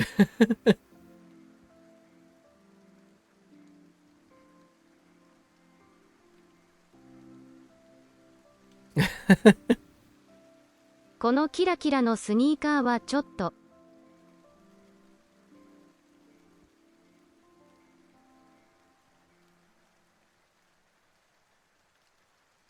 Wait.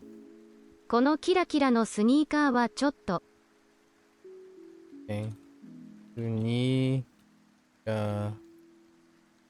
Oh, I totally messed this up last time. ちょっと。このシルバーの指輪はキラキラですね。Cup can be bigger than mug when it's not ceramic tea. Okay. Interesting. I'm glad you're so decisive about this. I like it. I like it.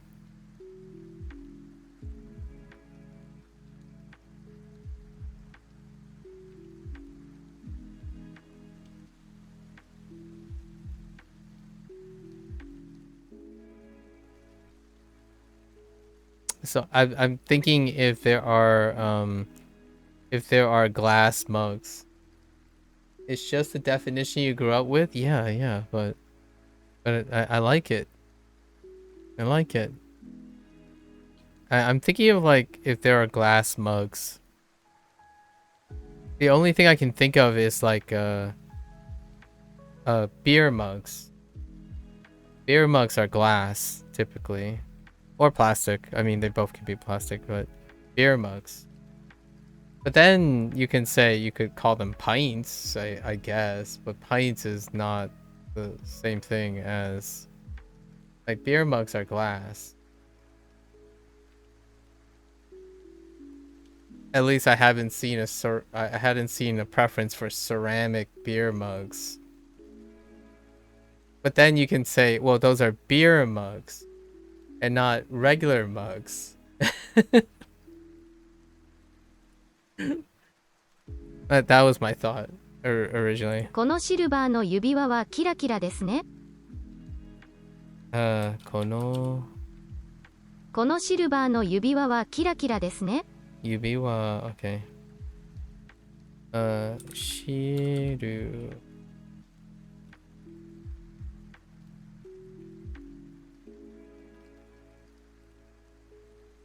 シルバーの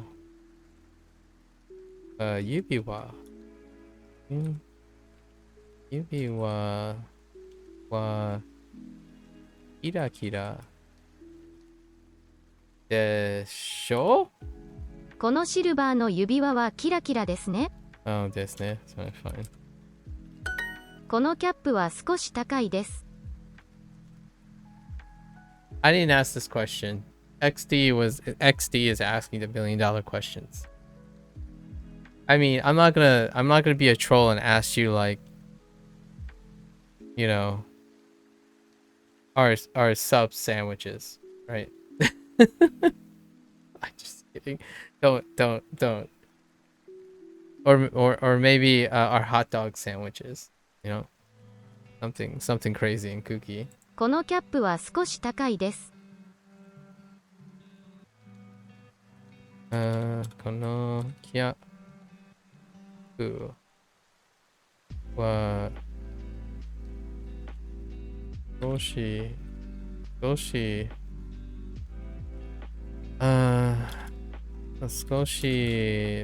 小さいですね。このキャップは少し高いです。高いです。Okay.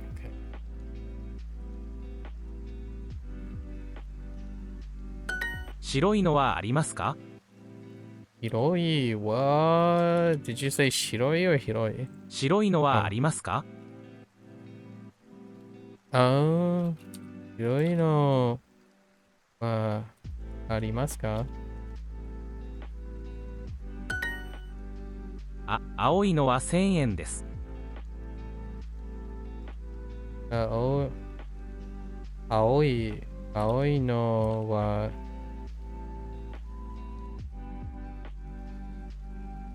1000円です。Okay. 今週末新しい店に行きましょうか？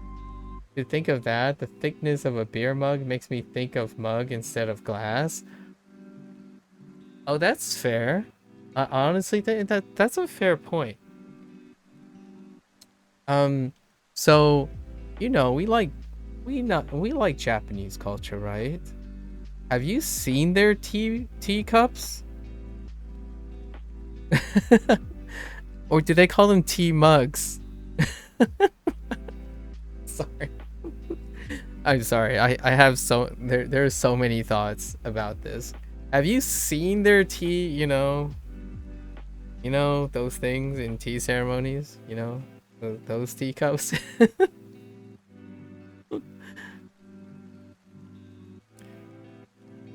今週末新しい店に行きましょうか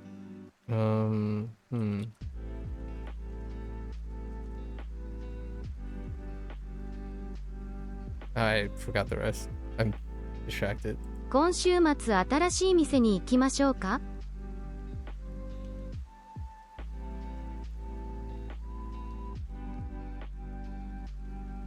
Tadashi mise?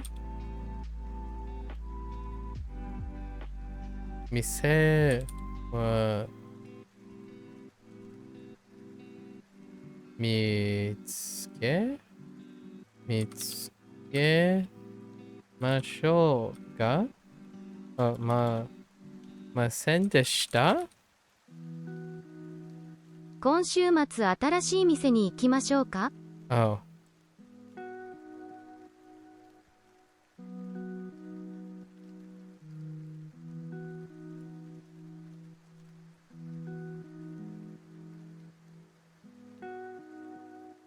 今週末新しい店に行きましょうか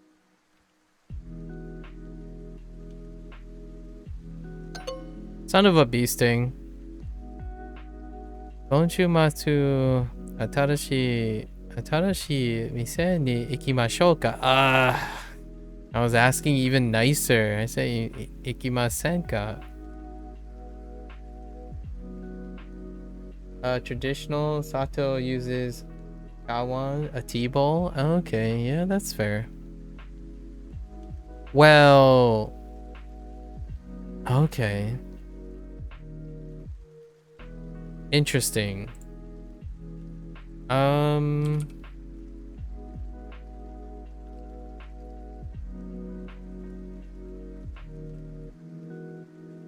No, I'm not talking about that though. Well, yeah, true. Yeah, true. They do use tea bowls. Yeah, chawan, sure. Regrettably though, to inform you that those are chawans, but outside they're called teacups.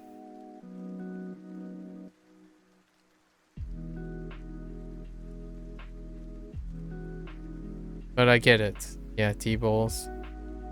Even, I would say even Chinese use tea bowls. あのオレンジのが欲しいです。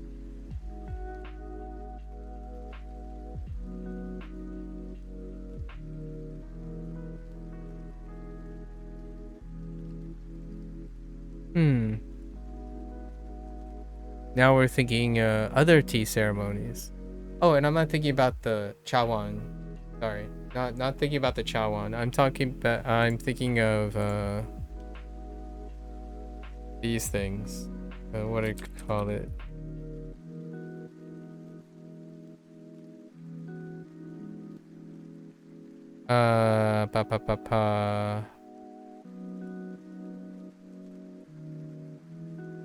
I'm literally thinking of teacup sets.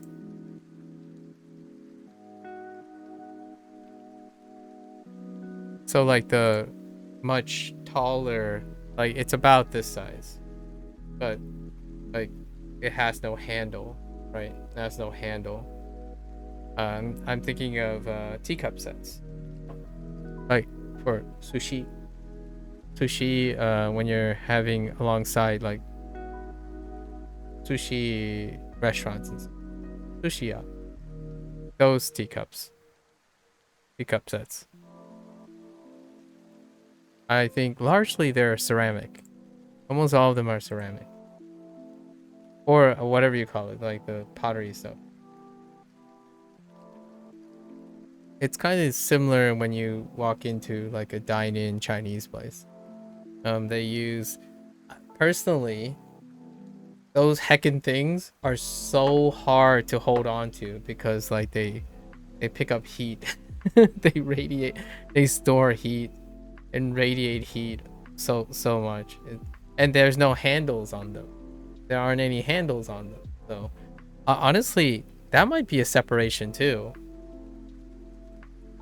No, actually, I guess there are cups with handles, right? But I feel like most mugs have handles, but cups don't.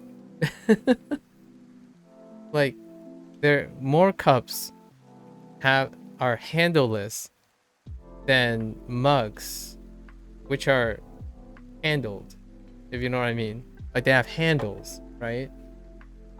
Like, if you lopped off the handle of a beer mug, it would become a cup. If you know what I mean.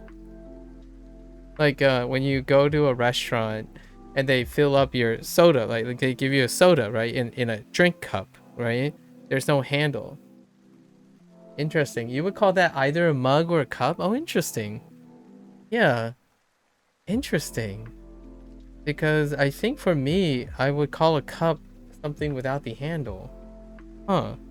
Like, for instance, this could either be a bottle or a cup. Versus versus, or I mean, like something like a container that doesn't have a handle. I don't know. I'm making stuff up now.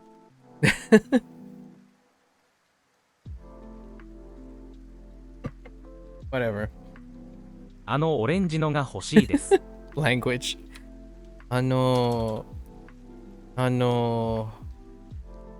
Orange. This also raised up a really fun question that one of my go-to influencers ended up on my clip. One of his viewers asked, like, so instead of having a 4-minute discussion on how it is, why is ice a rock? And the way he went about it was pretty funny. It's pretty sound. His way around, and long story short, ice is a rock to him. Yeah. I'll let you ruminate on and imagine how he explained ice is a rock. あのオレンジのが欲しいです。オレンジの what? あのオレンジのが欲しいです。Oh, オレンジの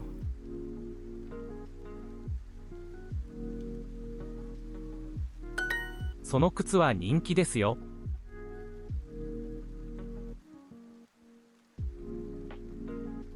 その靴は人気でしょう。うん。おしゃれなショルダーバッグが欲しいです。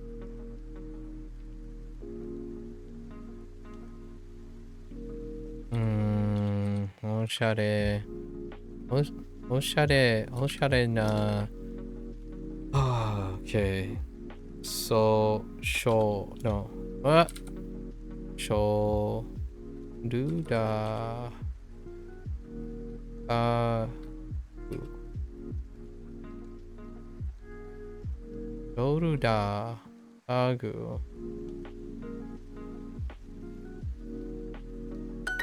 多分シルバーのブレスレットも買います。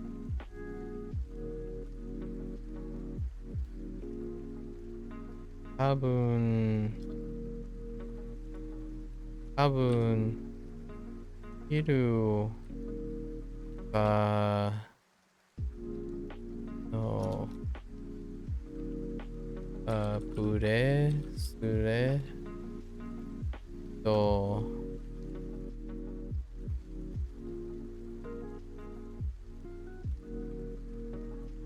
oh no.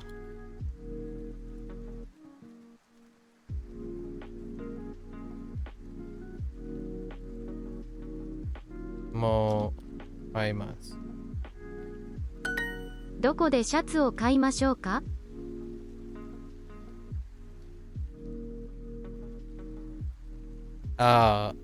？Wait.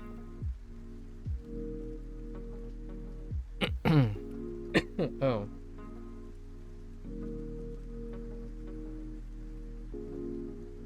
どこでシャツを買いましょうか？ Okay.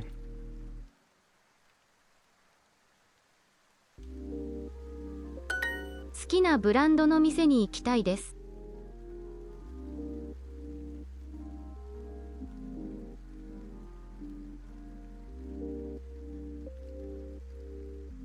Hmm.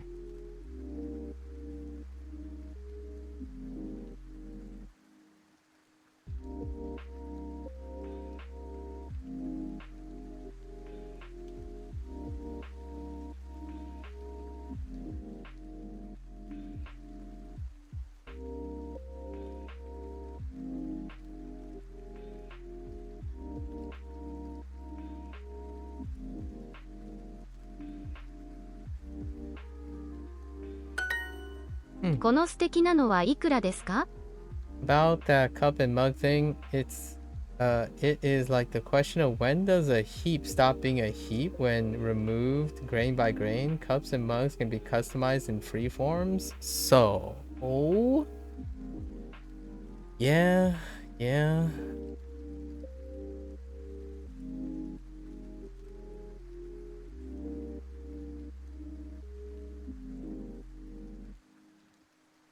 I simply asked for to distinguish between them. So, oftentimes though, it's more like the difference between a toad and a frog, right? I don't necessarily think one becomes the other, rather than they share a lot of similar characteristics. So oftentimes, being able to differentiate them, it's like saying, where does the hiragana start and where does kanji end? The question is both.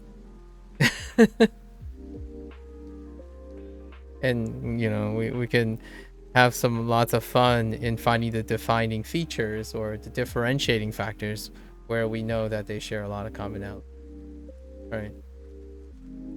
Kind of like turtles and tortoises, right? How do you define the difference between a turtle and tortoises? Well, they share a lot of similarities. It's often interesting to ponder what are the things that allows you to distinguish between. I feel that cup is and mug is, oh yeah, oh, that's what you mean by rectangular and oh oh, I get what you mean now by earlier. Oh no, Manifest, don't do it. Do not say the cup looks like a bowl. Do not do it. So when does a cup become a bowl? Oh, we're going too deep into this. この素敵なのはいくらですか？ Oh no, I love it. Steaky nut. Oh no. この素敵なのはいくらですか？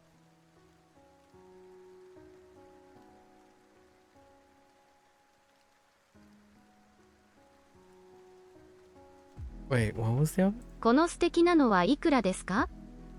Okay.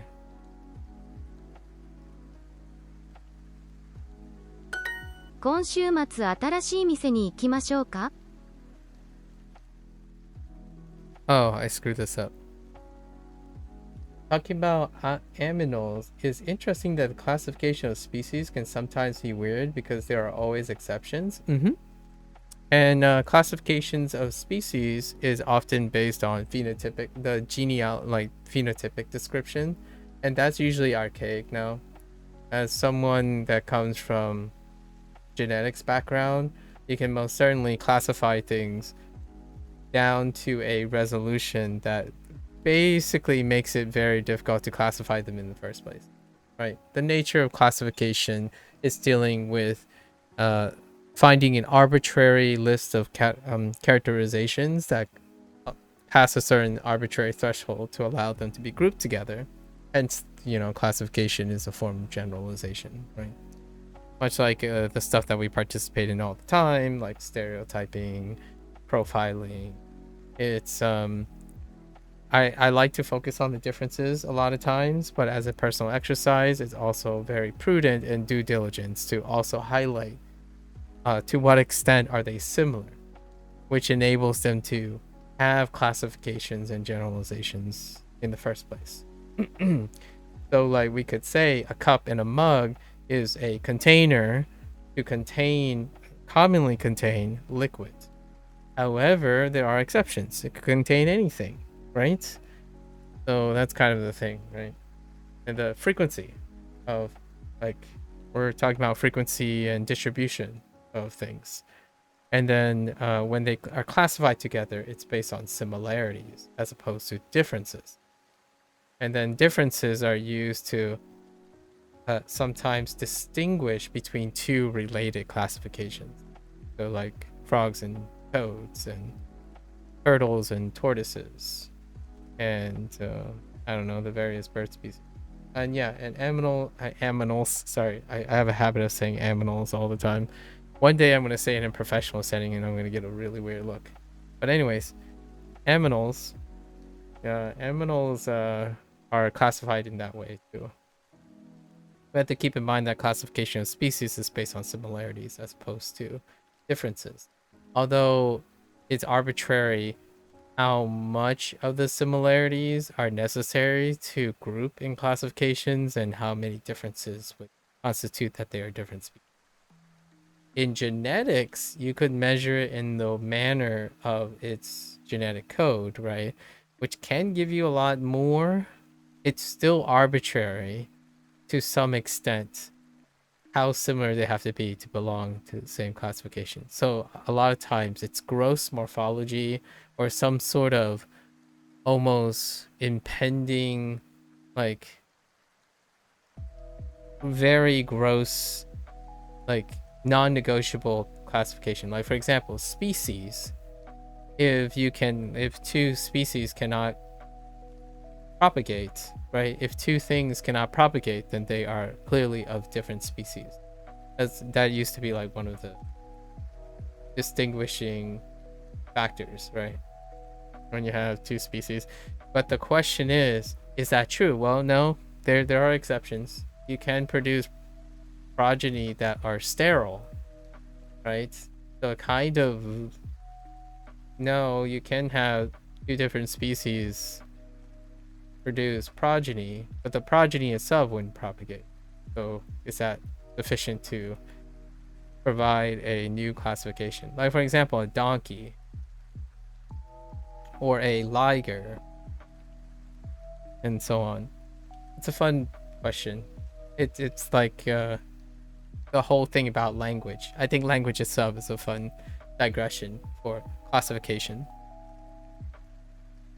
right?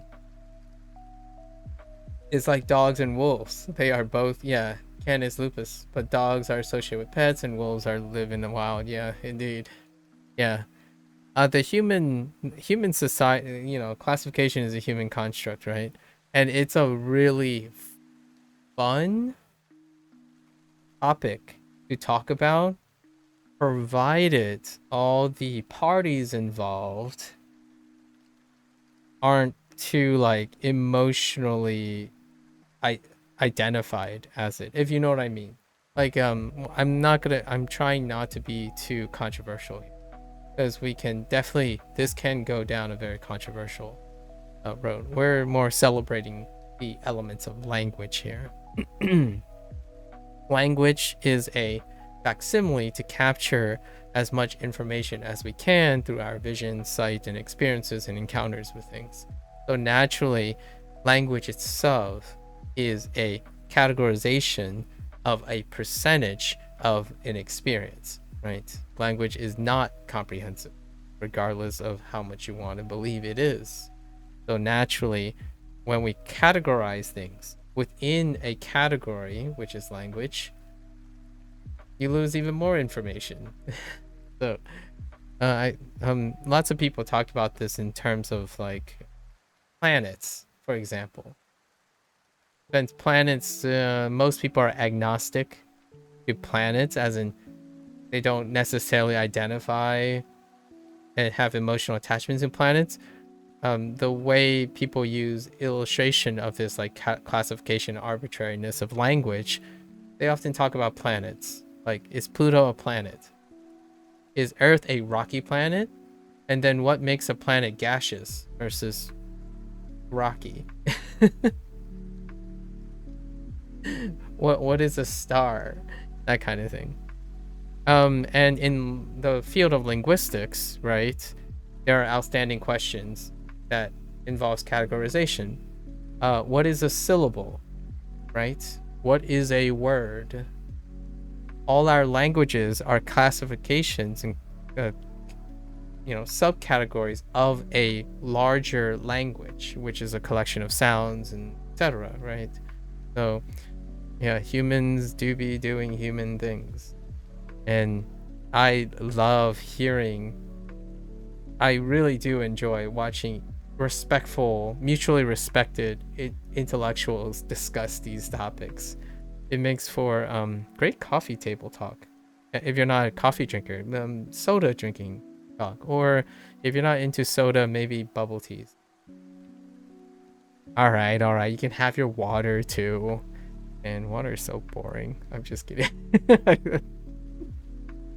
I promise. Most of the time, this is filled with water. Most of the time. Actually, it's all the time. It's my only water bottle. I don't want to put anything else in it. I was being facetious. 今週末新しい店に行きましょうか？今週末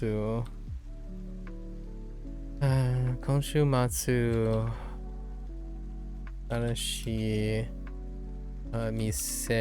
店に行きましょうか？Okay. It's so chill today. I like this.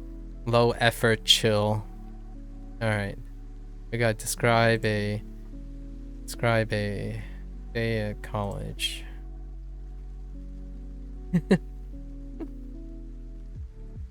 Okay. 大学の課題は難しい？ No. 大変でした。Okay. 大変？ Okay. どこの大学ですか？Oh, でした。Oh, that's the past tense. 寮のベッドは快適でした。寮のベッド。ベッド。Okay, 寮のベッドは快適でした。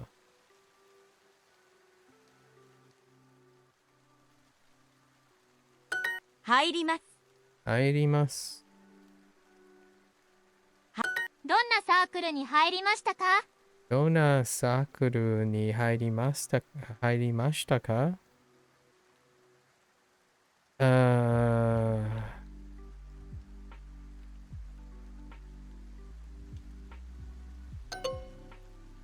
What kind of bar? I typed clubs. どこ Dude. の大学に留学しましたか？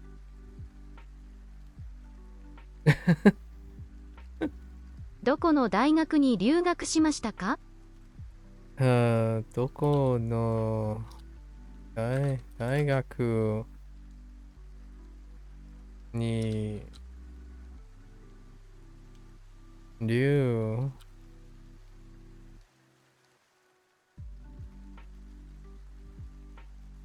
Whoops. I didn't realize that had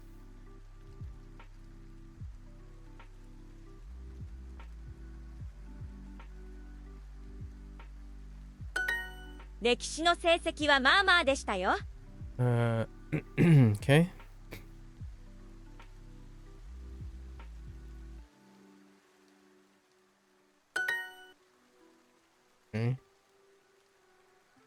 大学で今の彼氏今の彼氏に会いました。に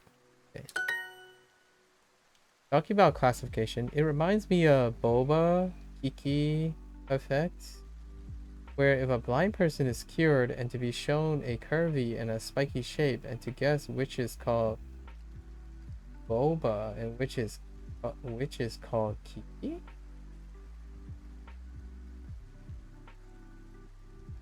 Elaborate. I need some elaboration on that. I need some elaboration. どこの大学?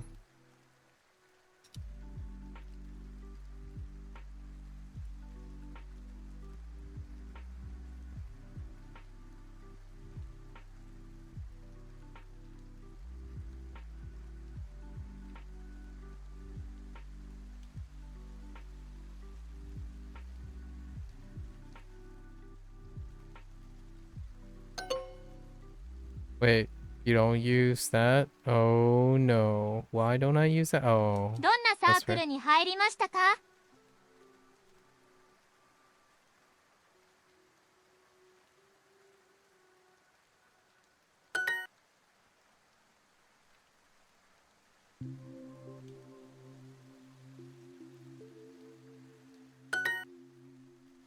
Honestly, I still don't understand that phrase. Fine. Let's interpret it. Why is interpreting it that way? フランス語を勉強しました。そしてフランス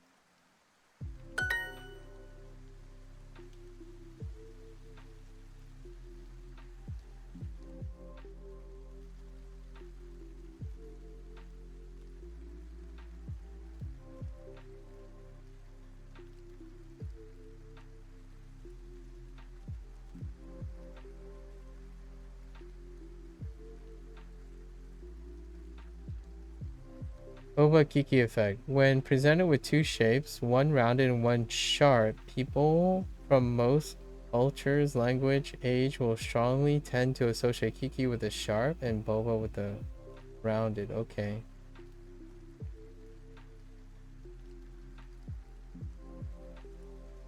I don't know what Boba and Kiki mean though. Are you talking about like the words sound round and the Kiki sounds sharp?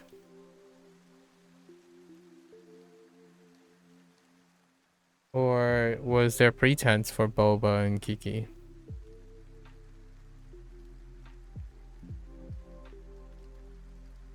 You don't understand a single word of that. Oh!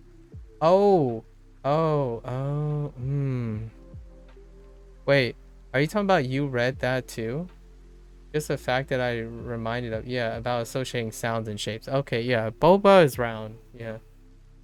The reason why, in my opinion, is, are they preempted? So if they saw this, right? Like for example, if they saw this, say if they saw it this way, and then they saw it this way. These are all straight edges. And these are all curved edges. They're all curved. All the letters are curved. So this would be round. And this would be sharp. Even if you wrote it in like almost all caps like I do, the vast majority of the things are round. And then when you write Kiki, everything is sharp. You can hit, they're all straight edges. And then when you think about the sound of it, boba, so bo, it's rounded. The sound is rounded. Kiki is sharp. So when you say Kiki, it's incredibly sharp in pronunciation, or at least the way I pronounce it. And then boba is very rounded sound. There's a bigger volume. So not only does it look rounded because of the letter type, I don't know if the people saw these words or hear these words, how they're hearing it, but to me, boba will always sound round and Kiki will always sound sharp. And I'm not, honestly, that would be a great thing about saying like, is Kiri or Kiru? Like, I'm kind of curious how Japanese people decided, like, when they started making language and stuff, did they take consideration to that stuff? A Boba Fett. Boba Fett. I mean, Boba Fett's kind of a round dude. No, I mean the helmet, you know? I just can't, I have no idea what. But yeah. That's my initial thought. Yeah, and boba tea. Yeah, boba tea. That effect, I can see why there's an effect named after that. Yeah. Like that effect also applies to names. That effect applies to names. You can see it in names, like the way a person is named. Historically, names can be strong. Strong or weak, right? Or soft and hard. Or, you know, striking versus like forgettable. And it's not just based on like frequency per se, like how popular it is and etc. It also has to do with its sounds, right? Sounds and its associated words as well. So that's pretty sweet. I think that's a very great point. It's a neat thing. Not that I know anything about how it impacts on a larger scale, but immediately my thought was, yeah, names when you said Boba Fett. Like, honestly, personally, I prefer a soft name. A soft, roundish sounding name. Which is it?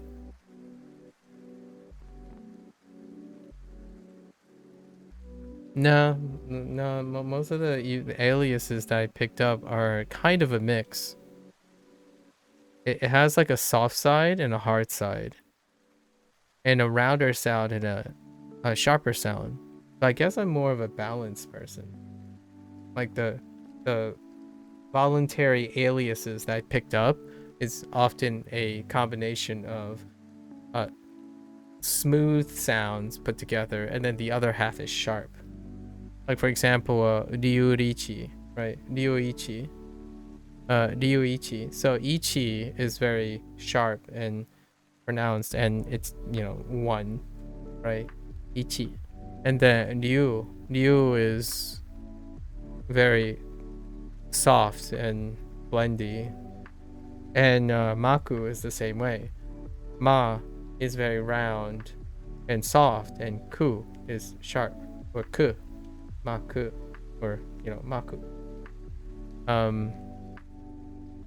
Oh, I don't know. Maybe I go for round and soft, like a balance between the two. It sounds interesting to me, as opposed to like a completely soft sound or a completely hard sound. Maybe that's why documentary is interesting sounding to my ears. Or what you call it, I think Kamiya mentioned the other day, yesterday, basketball, right? There's even the t in it, which has like a pause, so it sounds kind of dynamic in that way. Funny. Music is obviously the same way, right? Music. I like dynamic sounds.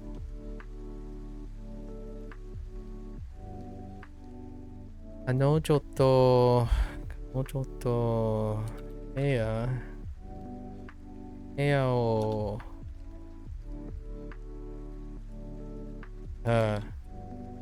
arimashita. 毎朝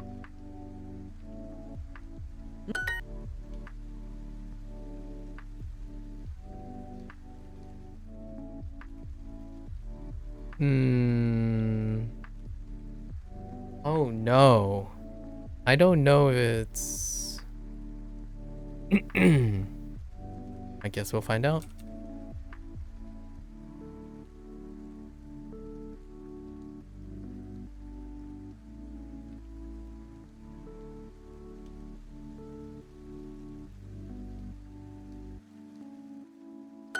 Okay.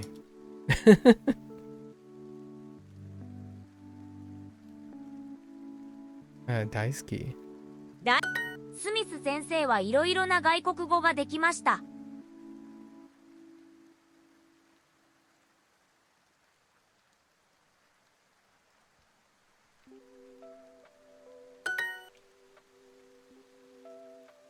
Oh, this is where sofa was introduced too. Oh, no, it's not. Never mind. Do you have any experience with AI or machine learning? Like experiences as in using it or making it? I don't have any creation like background creation. I know quite a bit about it, and I occasionally use it, sort of. I do plan on using it in a different way, but I limited. I would say conservatively limited hands-on use, like as an end user, and maybe even more limited as a person who understands AI and machine learning. Professionally, it was some machine learning as well a bit ago. Like AI and machine learning has been around for what, 2 decades, but in a very limited capacity for like other things, for like big data crunching and but very limited exposure or hands-on experience. Why you ask? Manifest. Amari 勉強勉強しませんでした。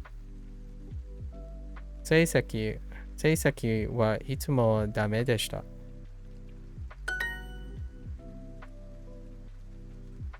Okay.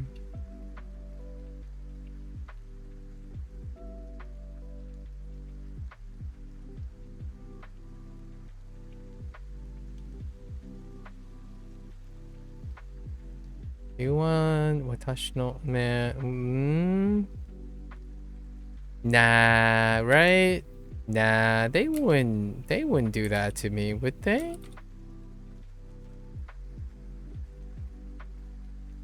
I hate you. Oh no, wait, did I mess up? Wait. Oh, past tense. ゲ Oh, I ーム didn't. サークルが大好きでした。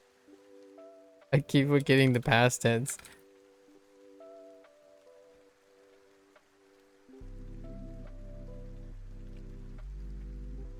Because when I used the word LLM before, you said large language model. I thought you might know things, as you said, you know, Python. Maybe you apply it in your biology background, identification. No, I learned the thing about large language model because of large language models, not in a professional background. So I was interested in it because I follow like Google's development and stuff. And then like I follow OpenAI development and whatnot. So LLM, like large language model in the sense of the contextual consumer end user thing. Unfortunately, I haven't used anything as complex as large language models. I am interested in the near future. When I mean near, I mean like several months later, in applying large language models as a way to structure some sort of end user learning experience or like language in general for use as an end user, as opposed to like programming. I don't know if I'm gonna ever be interested in programming. Maybe it's kind of an interesting thing.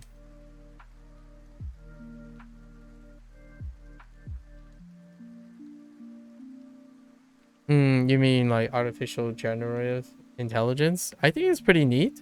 It's pretty cool. Generative AI. I'm curious what the generative intelligence, right?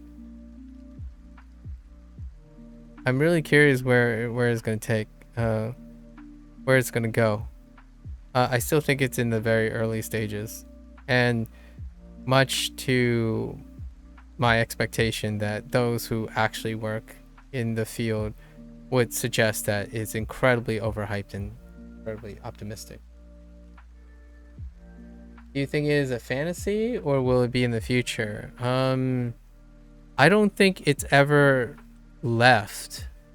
So I think while it might be overpromising and overhyping right now, right, because of how business industry works with this AI, I don't think it was ever not part of, like, what I mean is it wasn't ever a fantasy already for someone like myself. However, I think the thing about the future is that it will likely be a very common part to casual consumption. So the casual end user may find a lot of useful conveniences that come with, like, generative intelligence, right? AGIs. Or I just call it generative AI, right? Generative AI. I don't know who determines these acronyms, but machine learning has been part of professional settings for large data models for quite some time. They were far more rudimentary, obviously. However, it's very difficult to perform certain tasks these days on this scale. So, yeah. I don't think it's a fantasy even 10 years ago. I think it will be part of the casual use future. So it's one of those things like out of sight, out of mind, right? What you don't know, you don't see, that kind of thing.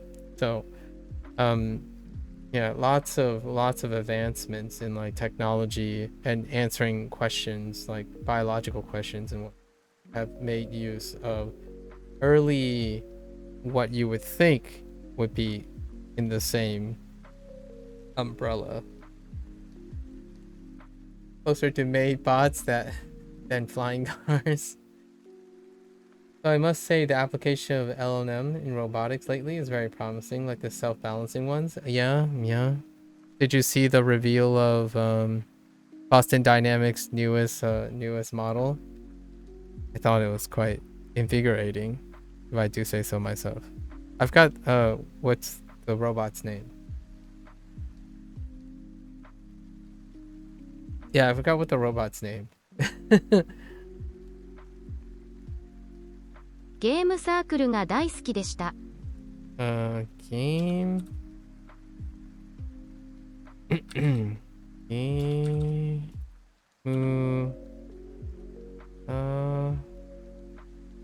Guru wa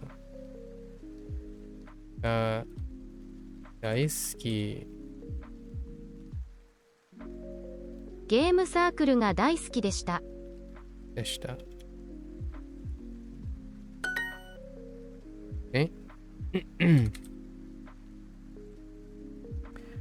And I'm speaking very, very casually, obviously, very casually.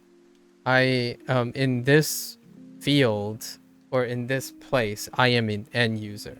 So my perspective is imagining all the uses, potential uses as an end user, instead of concerning myself with the ramifications of the technology itself, because I don't have any experience at all. It's like whatever goes. I have no idea, no control, no insight, nothing I can make commentary on. As an end user though, like say I'm an end user of Duolingo, right? It's almost inconceivable how many ideas I have if I were given the resources to do so. So the future is, I have enough adventures for a lifetime that involves like LLMs and whatnot. That's why I am very enthusiastic about this stuff. Not so much as to how it's pragmatic. I often I'm a romantic when it comes to an exploration of new technology and new tools. Less so a pragmatic applicator. I like to be as creative as I can be. So the sky's the limit, right? New tools, new generation, new advancements, keeps my life entertaining. How to use them pragmatically would be more of like business sense, or maybe you're trying to use it to produce something, and I haven't really considered. I like producing things and then seeing what I can make use of them. So I prefer to do the creating first, because I guess I have to remind everyone, I suppose, that I'm in a privileged position. So I like to create first, then see what you can do with them, as opposed to figuring out what I need it to do and hope that it does it, kind of thing. And that's kind of how individuals who have to do a lot of things, who aren't privileged yet, or like have enough creativity and whatnot, and the luxury of resources, then you need things to do something. So a lot of times the question that you're asking, the promises and whatnot, it deals with the idea that will they achieve the things you envision, as opposed to when someone asks me such a question, I think of what are the possibilities I can make, and whether they're useful or not, we won't know until later, right? Kind of like how the early pioneers of science, they observe, test and create without necessarily understanding what the consequences and the pragmatic use of that knowledge is. So I'm more of an explorer than I am an engineer in this case. And I think one of the bigger reasons why I adopted this mindset when it comes to AI is that I can't be an engineer or an inventor if I don't understand how to make LMMs and AIs and use them. So I take the tools and be the creator. So I'm at the end user perspective. And end users, in my opinion, are more useful or wider perspective is when they think about what they can create with the tools, as opposed to what they can do with the tools. What I mean by that is achieving very specific goals that can only be bound by what they know today. As in, instead of challenging yourself to seek as creative as possible, because AI is a cutting edge thing, right, for the end user.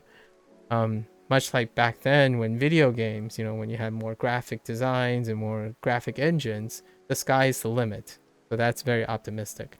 It's very wonderful that there's a lot of possibilities. I'm not thinking about what it can do for me, like, I don't know, order food for me or operate a robot or something like that. More like I'm excited for what people can come up with. All the explorations. So that's kind of my more lengthier thought about AI. There's just so much possibilities, and I like that. I really do. Imagine being able to... there's just so many things to imagine. Yeah, it's pretty magical. Magical time to live in. I mean, I don't know how old you are right now, Manifest, but it's safe to assume we both lived through the internet age, right? The dawning of the internet, because I predate the internet, so it's a really wonderful time to be alive, honestly. But then again, I say that every day, but I genuinely do believe AI is something that has a lot of potential, and that's kind of nice. With potential comes great responsibility. So I am not naive enough to think that it can turn out very different. I like to believe in humanity or responsible due diligence. Yeah.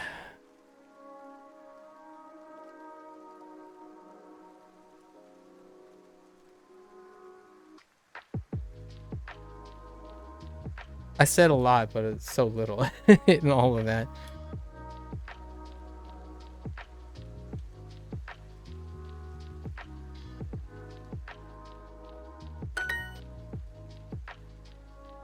So many words, so little content. I have to go to the bathroom. I'll be right back.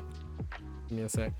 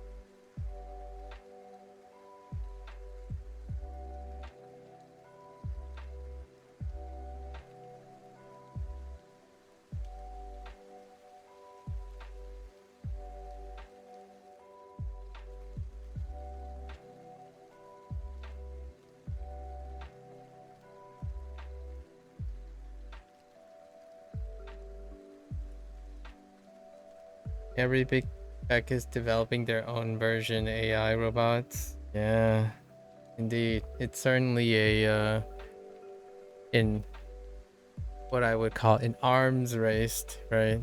A commodity race.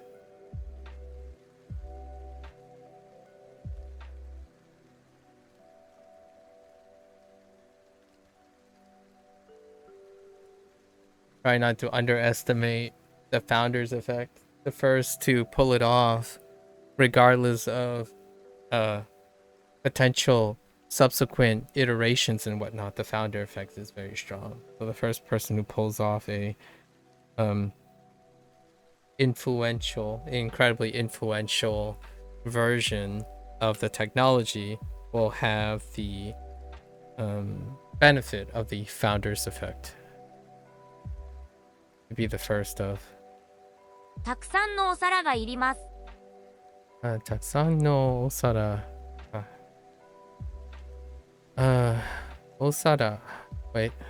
お皿がいります。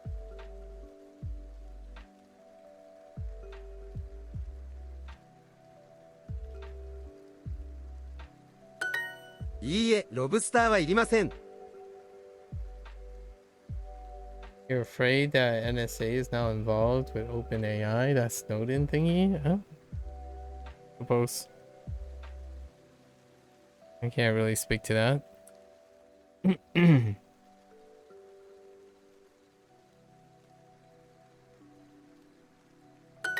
あ、さつまいももいります。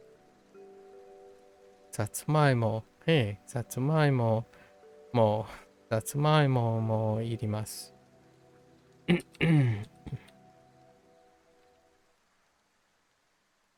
シチューはちょっと。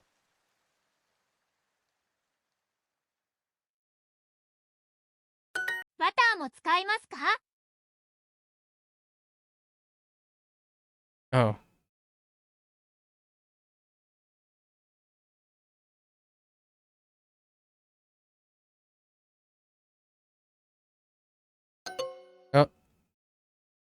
Are we? Oh my gosh. I typed you and that's why I got yes.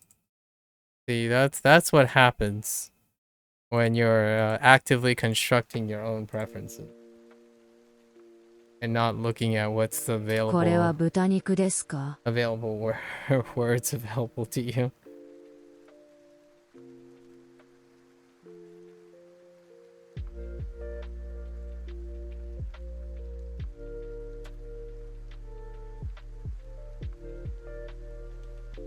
もっと塩がいります。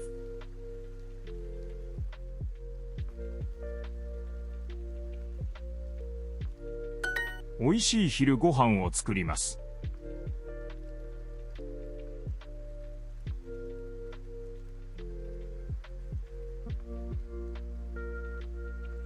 I typed make. バターも使いますか？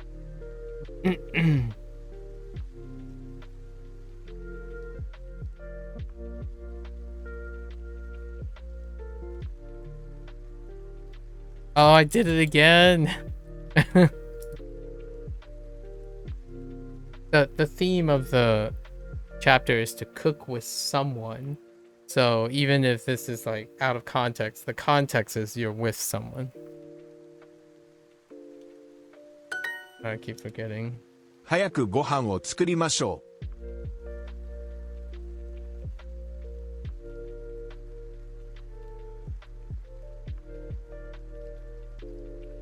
まだデザートスプーンはいりません。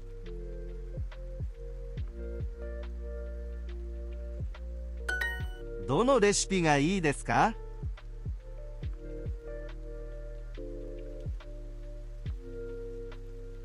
お腹が空きました。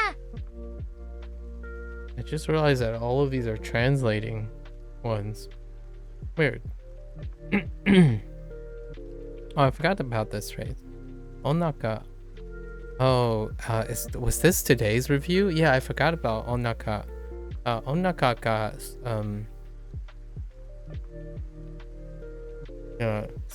skimashita. Suku.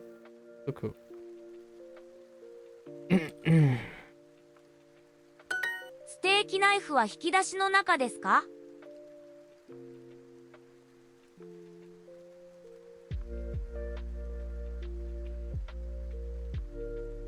砂糖はいりますか？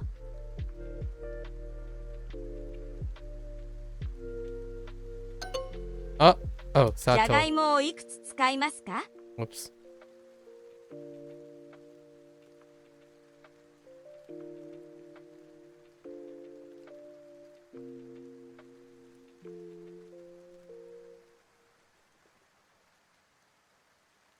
「玉ねぎをいくつ買いましょうか？」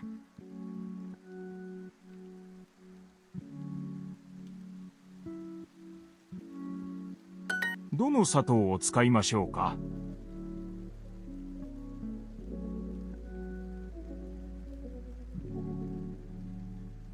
砂糖はいりますか？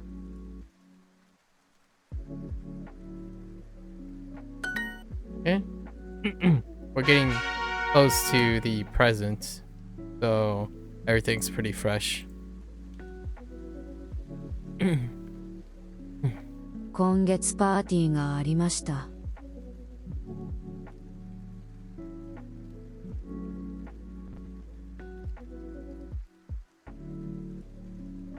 Imas is to get empty, so your stomach is empty. Yeah, Imas.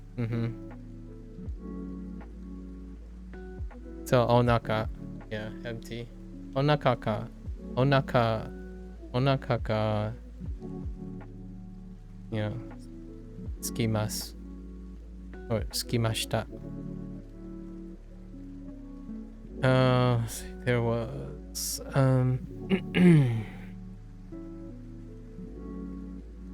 リビングの壁」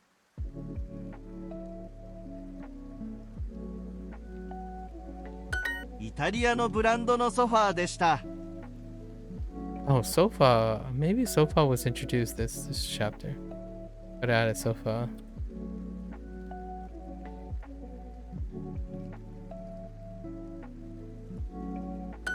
ペットが2匹いました。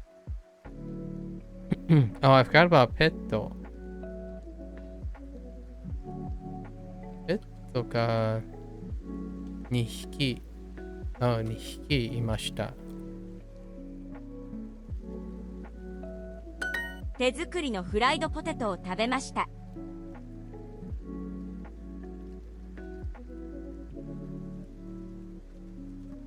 Do I do 手作りの？Yeah, 手作りの。Yeah, I do. Today. ダイニングはとてもおしゃれでした。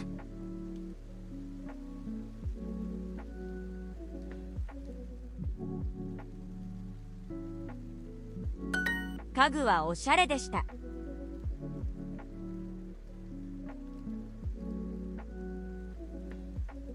おしゃれなスリッパ。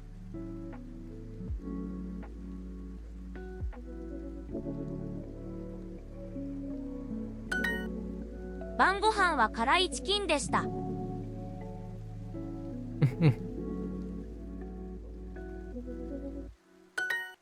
い門がありました。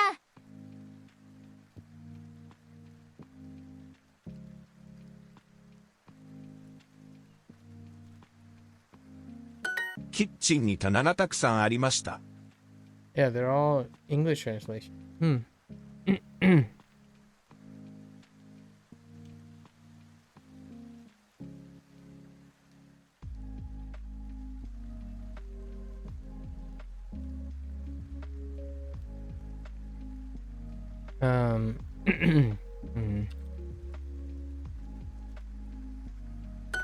部屋の壁はカラフルでした。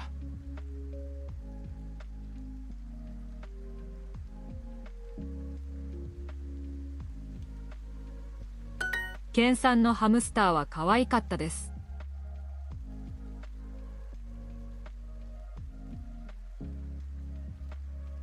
手作りのクッキーは美味しかったです。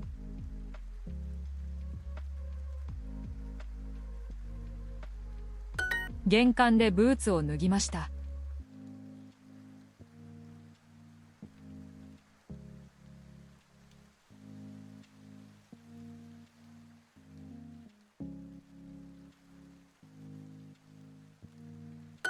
リビングはとても広かったです。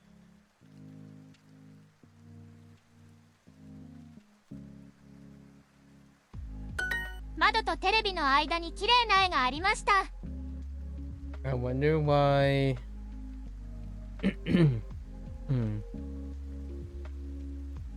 Zoo?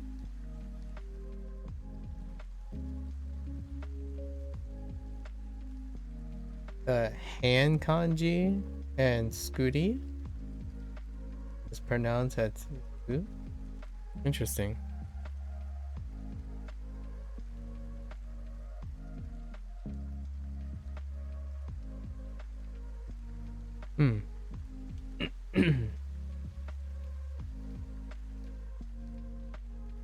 Oh, that's I see. That's tezukuri. Oh, that's tezukuri. Tezukuri no. I see. Oh. Yeah. Interesting.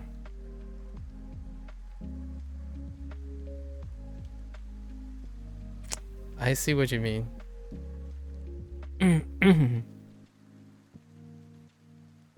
窓とテレビの間に綺麗な絵がありました。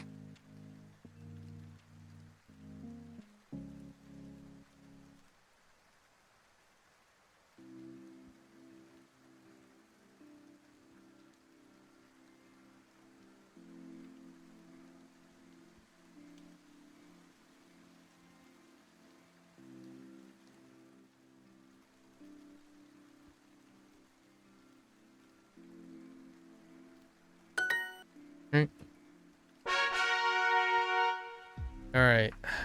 I can do these two. Oh, these two are kind of tough because of pronunciation, actually. Not. But we should do these in case Super ends today, right? まずこの薬を塗ります。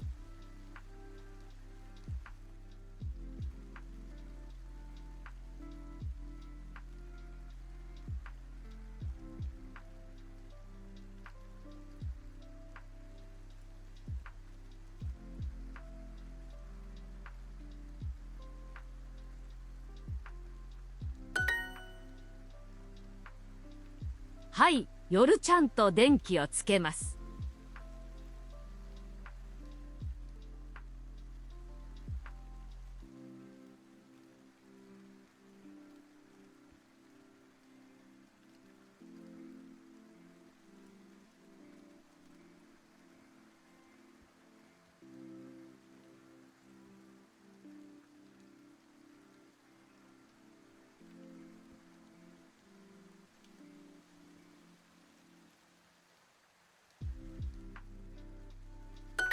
左目が本当に痛いです。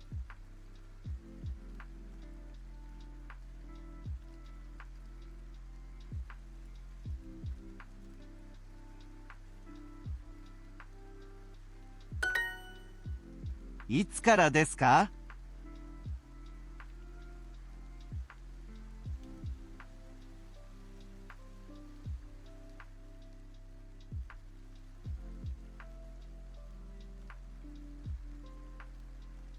金曜日に転びました。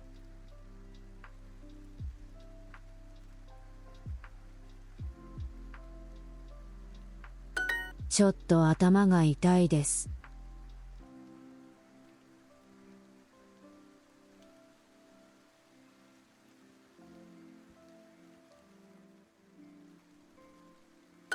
どこを打ちましたか？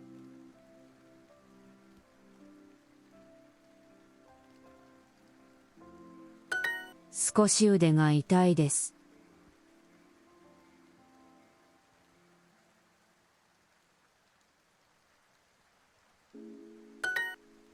しばらくこの薬を飲みます。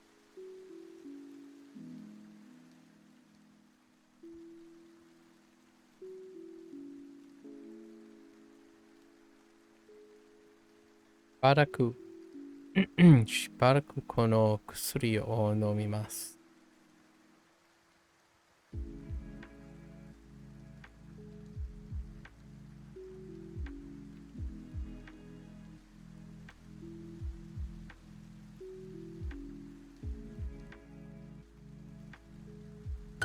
昨日あまり寝ませんでした。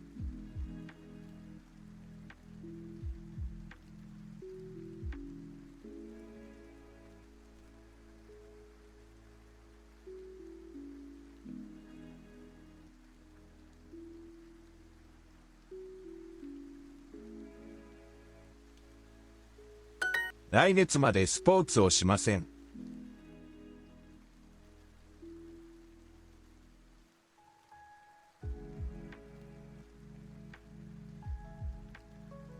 いつ治りますか？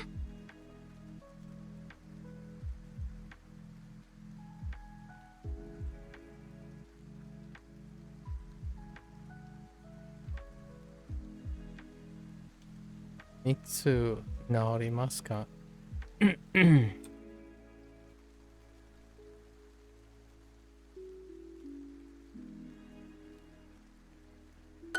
ほとんど毎日うちで仕事します。ほとんど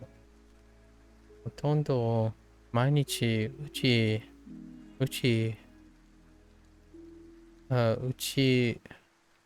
で仕事をします。ほとんど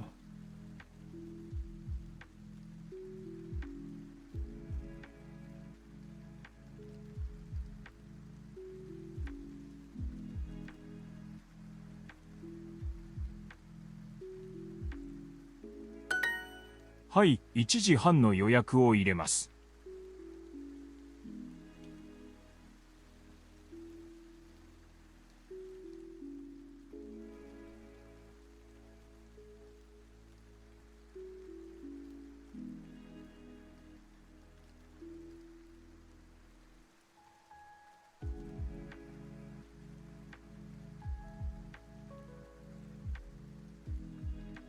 5時間ぐらい SNS を使います。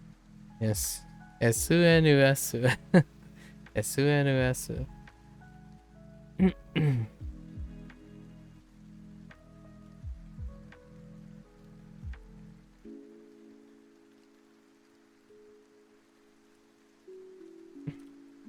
夜はあまり電気をつけません。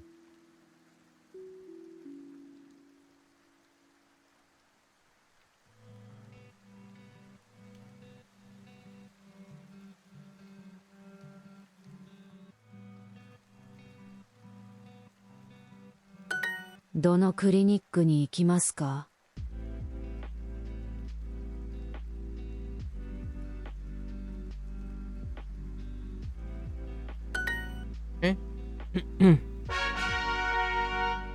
？Okay. In our most recent unit, this unit gave me a lot of pronunciation problems because of the kata mixing with takata, takata, and 今度は他のホテルを endings. 探します。 We're not pronouncing most of these things today, I suppose. Dona wa hoka. Yeah. Dona wa hoka no hoteru o sagashimasu. Okay. Sagashimasu.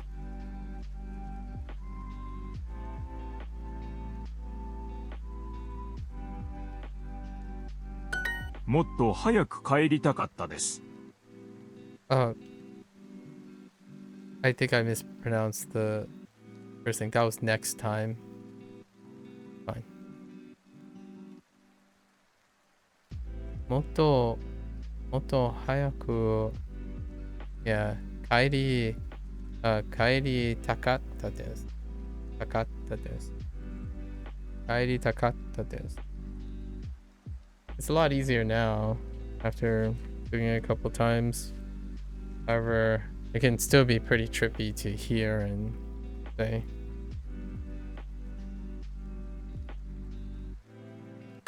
もう同じホテルに泊まりたくないです。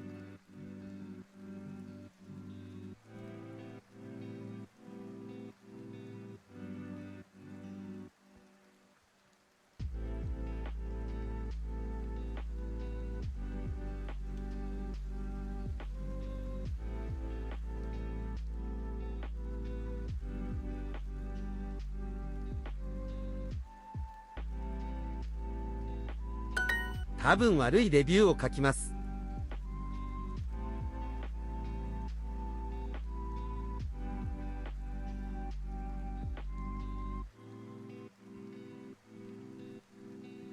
ホテルは駅の西でした。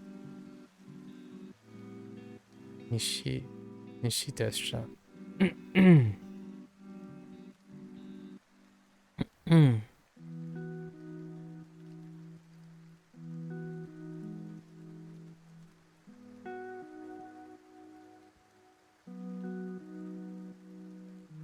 受付のスタッフは親切じゃなかったです。じゃなかった。え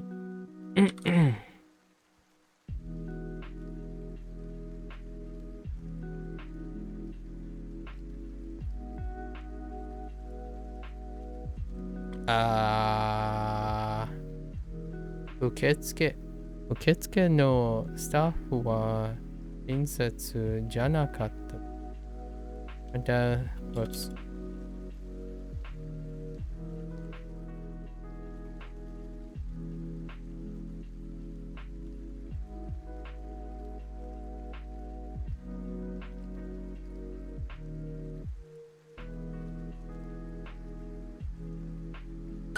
シャワーにカーテンはありませんでした。シャワー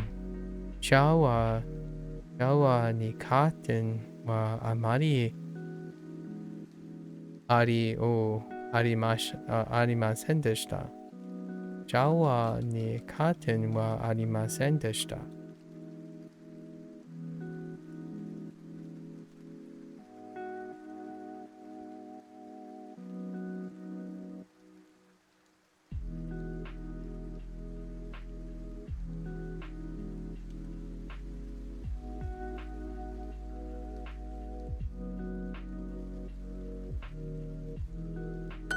朝ごはんのコーヒーはぬるかったです。朝ごはんのコーヒーはぬるかったです。ぬるかった。You're right. ぬるいSure.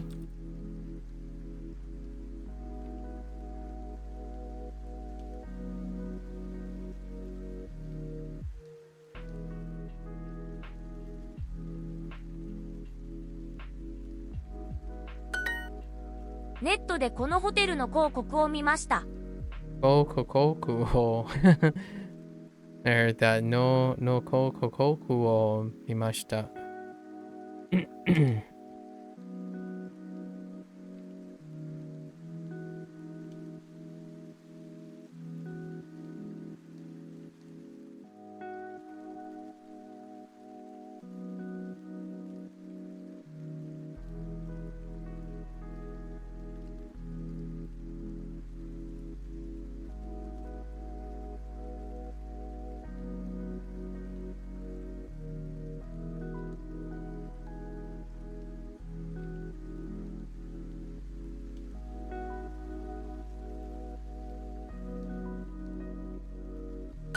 シャワーのカーテンは綺麗じゃなかったです。綺麗じゃなかった。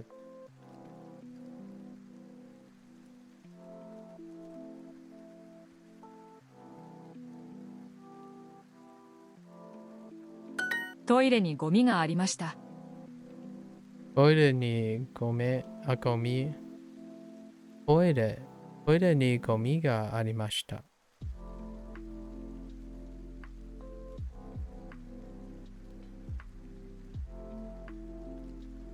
Nightmare Fuel 入り口から6階まで遠かったです。入り口から6時まで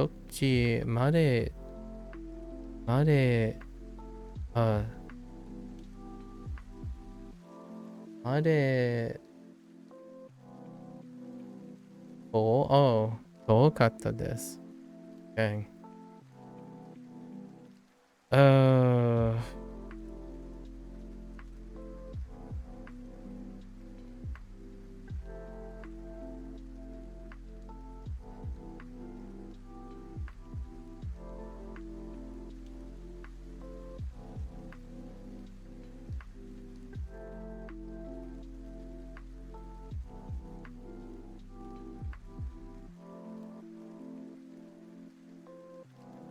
他の人のレビューも悪かったです。悪かったです。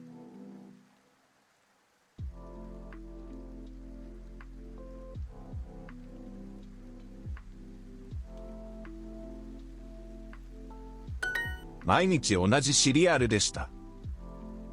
毎日同じシリアルでした。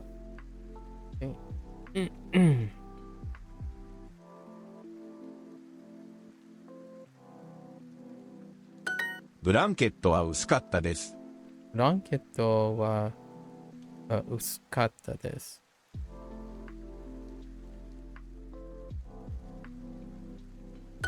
コーヒーメーカーはベタベタでした。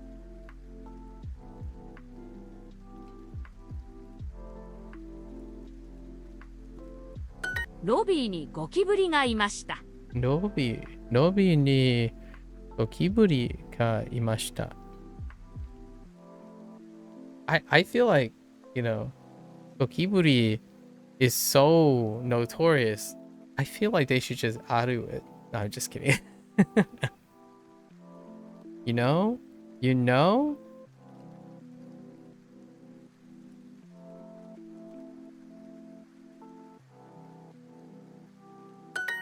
Alright. My Mandarin today is going to be tough. I feel like I'm leaking a lot of memory here. Alright. So let's do some quick word drills before we switch.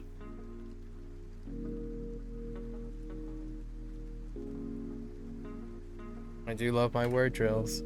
Okay.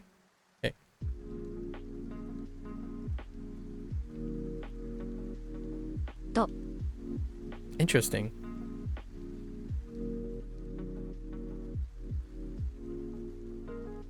遊園地。いらっしゃいませ。3000。今週末。What is the antonyms of thin? Fat? Thick. which can also be interpreted as fat, but thick. The thick.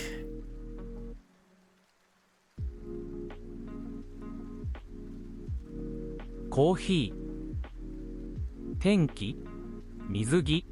Oops. 水着。今週末眠い小麦粉。ゴーカート。遊園地。3000。シチュー。旅行いらっしゃいま Okay. 宿題。ゴーカート。ゴーカート。Manager. That's awful. So, いらっしゃいませ。いらっしゃいませ。旅行。誰のブランケット。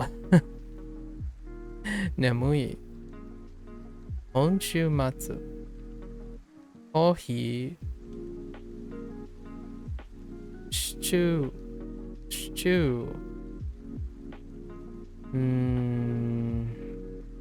じゃがいも。島。遊園地。天気。3000。小麦粉。パン。水着。バナナ。You can use thick to describe a person or only objects. In English, you know what the question is for English. You can use anything, but that's a can of worms for the word thick. But yes, you could use it for both if you want it.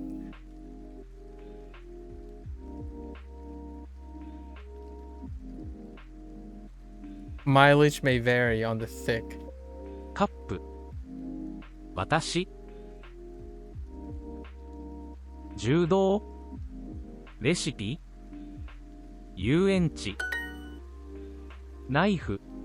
パスポートアーティストここレシピ。私。カップ。遊園地。地下鉄カバン Oops. カバン柔道。空港。ようこそ。Popped it up. 頭がいい。頭がいい。頭がいい。空港。地下鉄。ようこそ。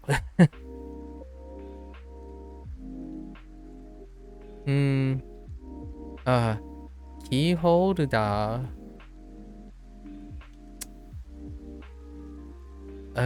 Okay. 柔道。ナイフ。レシピ。私。ハモ。アーティスト。遊園地。自己。カバン。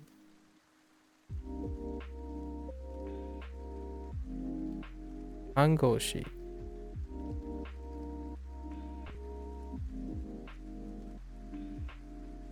ケーブル。モニター。パスポート。カップ。5個。ね。10 minutes. 10 minutes. 不便レシピとぐらいじゃがいも空気します。じゃがいも。4不便スキル。レシピピアノ。ペン。8。ぐらいと。ステージ。11月。ステージ。10。ぐらい。レシピ。レシピ。8。と。ピアノ。季節の。スキル。します。クーポン。パートナー。不便。じゃがいも。空手。4。動画。スカート。武器。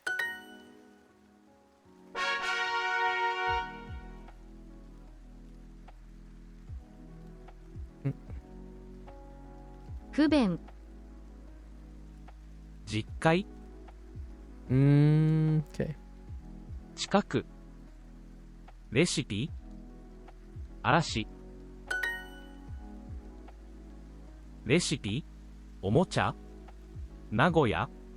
ワイヤレス。狭い。待ちます。近く。仕事嵐。学校実会。不便アーティスト。ワイヤレス。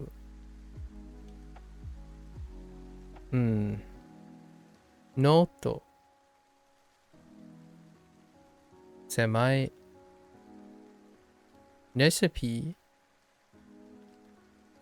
名古屋。近く。待ちます。ケーブル。嵐。ぐらい。今日。10回。仕事。おもちゃ。不便。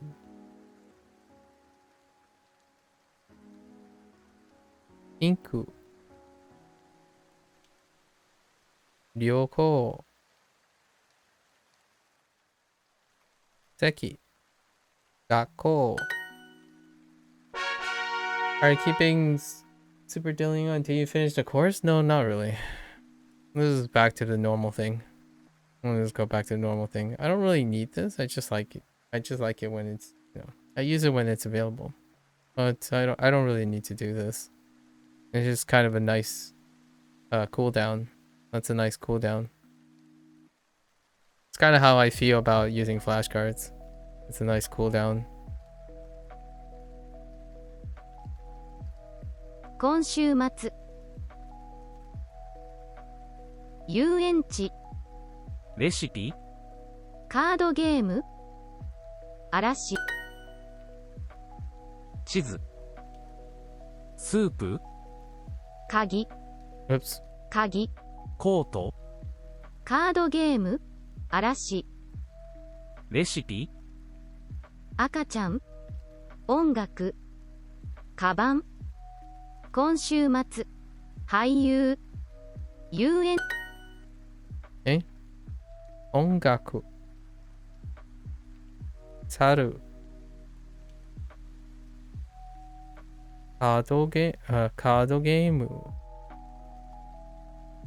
カバン。キーホルダー。ポップス。テレビ。母。今週末。遊園地。地図。スープ。いや。時効。鍵。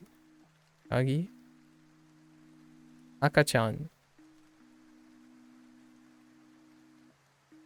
テスト。俳優。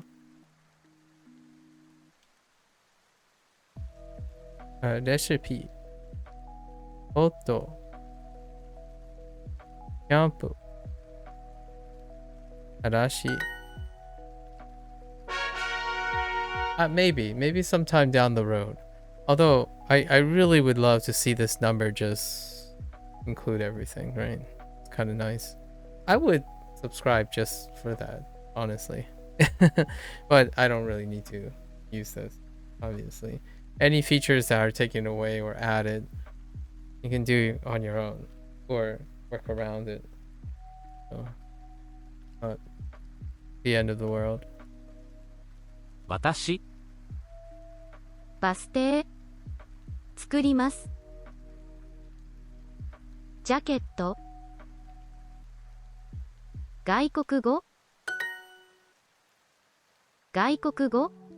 船。エンジニア。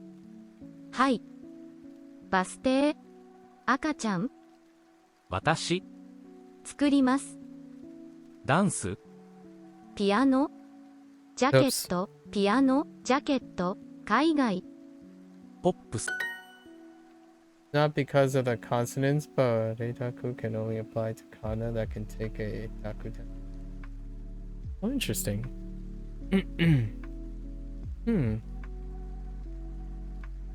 Opusu. Noku. Baste. Kiji.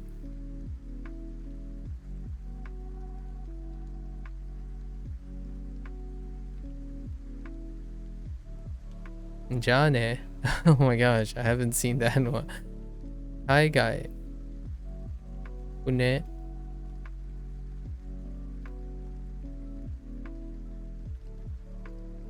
Pasokon.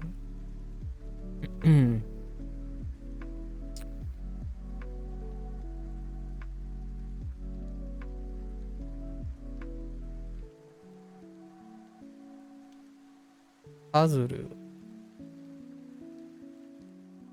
エンジニア。私。空港。赤ちゃん。ピアノ。ダンス。テレビ。作ります。外国語。はい。ジャケット。糸。Alright, one more for the last time for a while. Right. いらっしゃいませ。Oh, 外国語。カップ。ぐらい。シチュー。カップ。シチュー。ファンタジー。ピンク。熱。いらっしゃいませ。ぐらい。猿。早い。駅。外国語。明日。ポスト。電車。外国語。肉。ぐらい。猿。パンダ。早い。おもちゃ。テニス。神社。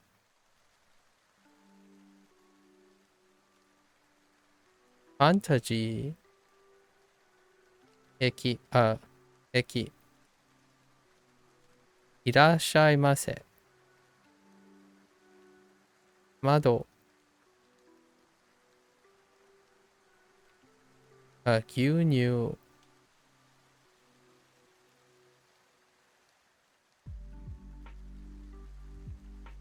ポストカード。熱。カップ。カップ。寒い。狭い。Oops. 明日。stew. Oh, I actually misspelled that earlier today.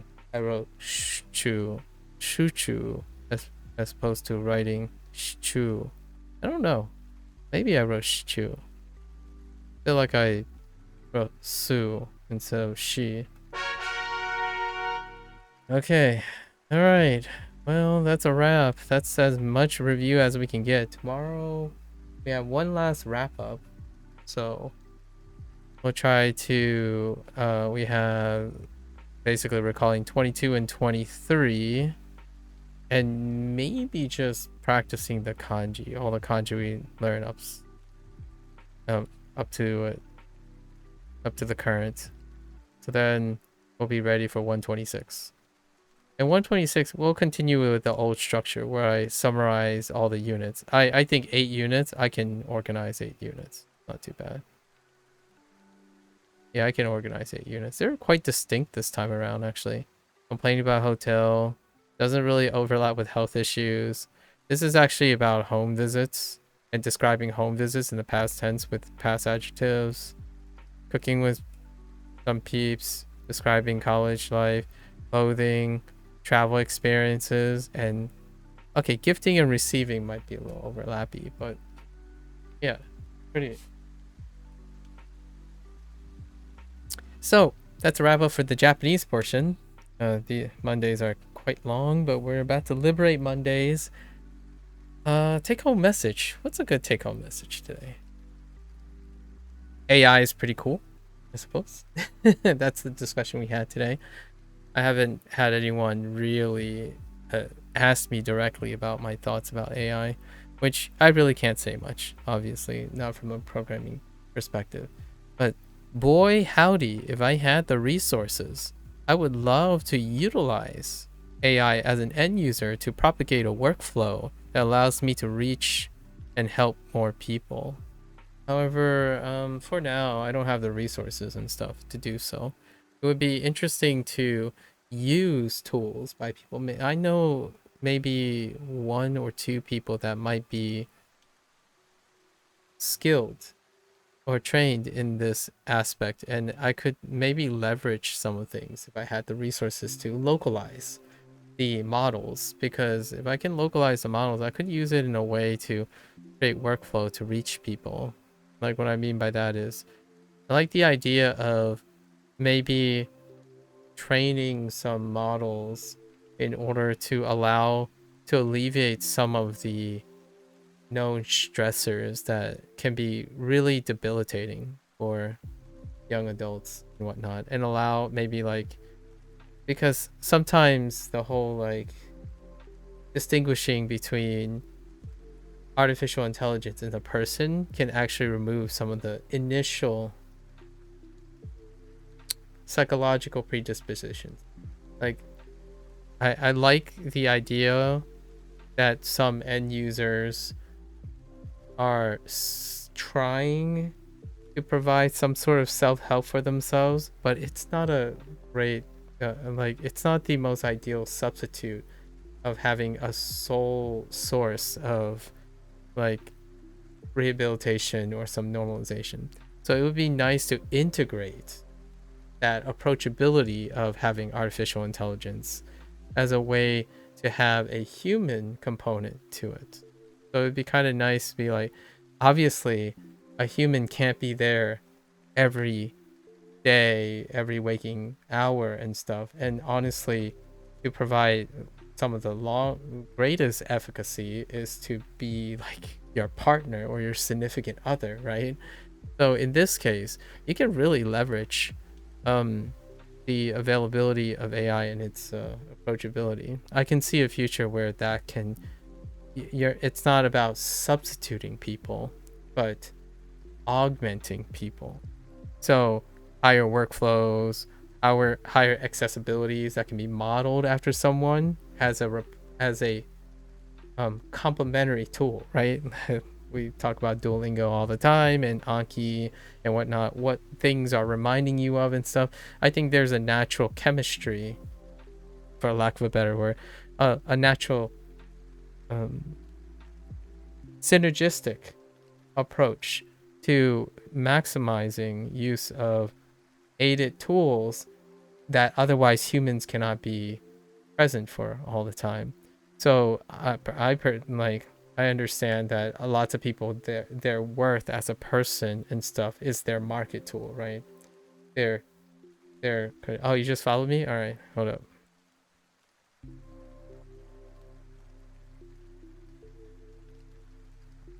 Their market tool. Oh, Gabriel, you're a Gabriel too. So, I do want to participate in some of the early attempts to, like, I understand that some people, you know, like content creators and stuff, them sub is the brand, right? It's for subs. That's what they sell. That's the cost of being that person. For myself, I personally do not have that much of a need for that. So I would love to participate in some sort of like open trial to train personally, probably sign my life away or something like that. Like, I would love to personally try to train and proliferate a model willingly to contribute to the generative AI of models that are specifically tailored to taking advantage of maybe some things that I noticed, maybe some things that, and contributing with others to providing a companion model for individuals to allow them to use it as a stepping stone for interpersonal skill development, while also training that model to encourage them to experiment, like the person to experiment and remove the dependency and allow them to explore interpersonal relationships with human beings, right? Like other humans, or try to establish support systems. I think right now I've read a few like obviously expected outcomes of a significant body of people who are developing dependency on the approachability of generative AI, like overcoming grief and creating habitual interactions and whatnot. Those are healthy in a sense, provided that somehow the model is also trained to encourage the person to explore and not become solely dependent on that one source, which is why that's kind of how people treat everyone else when it comes to app usage and tool usage. The whole idea is like the basic assumption, the statistically average assumption, is that someone thinks of the best of something most of the time. So naturally, when they observe someone else, it's projected in their assumptions, where like, oh, this person is using this tool. Clearly, 99% of the time, they must only be using that one tool, because the idea of optimization online is to become dependent and normalize the use of one approach. And I think AI being generative now and offer a wonderful opportunity to synthetically be able to be approachable at the same time, present, available at all times, to encourage someone to explore. I often think insecurity, social anxiety, and this stuff, exploration allows someone to intuitively, you don't have to be like a sweaty communication person or a linguist or someone, or a cultural awareness, to develop intuition on how to resonate and reach a lot of people and not become solely dependent on expecting things to help you with problems. like to do those problems that you don't want to do, as opposed to find that those things are opportunities in which you can overcome, or like things you can learn from, right? Things you don't want to do can have startling potential unforeseen benefits to one's own goal. However, without the approachability of not being a human, which AI can do, you know, because when someone trusts someone and they're in a vulnerable state already, it only takes one person to close that person off forever, right? However, AI might not be as sensitive to that. And with proper training, I could honestly say there's a world where, hey, you know, you go to your person, your life coach, or someone, a mentor, right? That mentor will provide guidance and frame a lot of those things. And then when you leave, the mentor can offer you a companion in the form of a generative AI, which will have some sort of, and this is like government red tape, all this stuff, regulation, like how to make AI have a like localized privilege system. I like therapy and mentoring and like lab research, group research, where the device and the tools have privilege. So in the sense of, hey, well, if I'm a mentor, I can't be there to help you with your homework every single day. However, if AI becomes microized, I don't know what word, like miniaturized, to this sense that we can operate on locally on devices, it would be excellent as a form of privileged data collection between two people. Like, I think experts and like mentors are they can offer a lot of help and advice, but the ones that truly want to help the other person requires specific data and observational things that they can't be present for, right? And it's up to the person willingly to, in confidence, right, with privilege information to provide that. And I think AI has a place for that, at least in my opinion. That might be the future. I don't know how they're gonna resolve the privacy nightmare that is that, but I certainly don't have like enough computational power or localized things where I could experiment and whatnot. The most I can do is like on OpenAI and use ChatGPT, right? Because it's their source, it's their stuff, etc.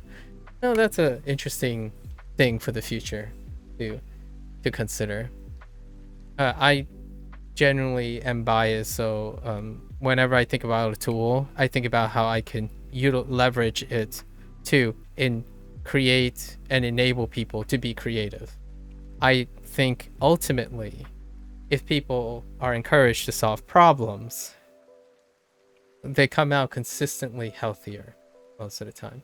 Normalizing the idea that exploration and being exposed to things at maybe a synthetic situation like AI can produce,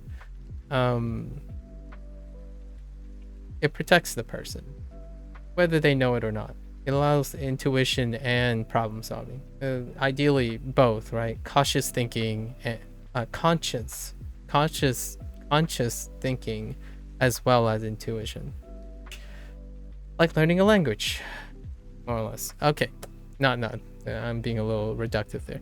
All right, that's the end of the Japanese. So if you are only interested in Japanese, thanks for hanging out. Thanks for chilling. If you're gonna watch this later, thanks for watching.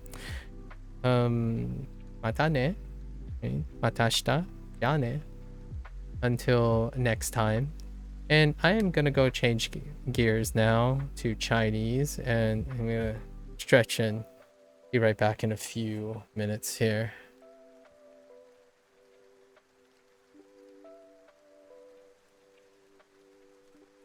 Thank you much, folks. I'll be right back.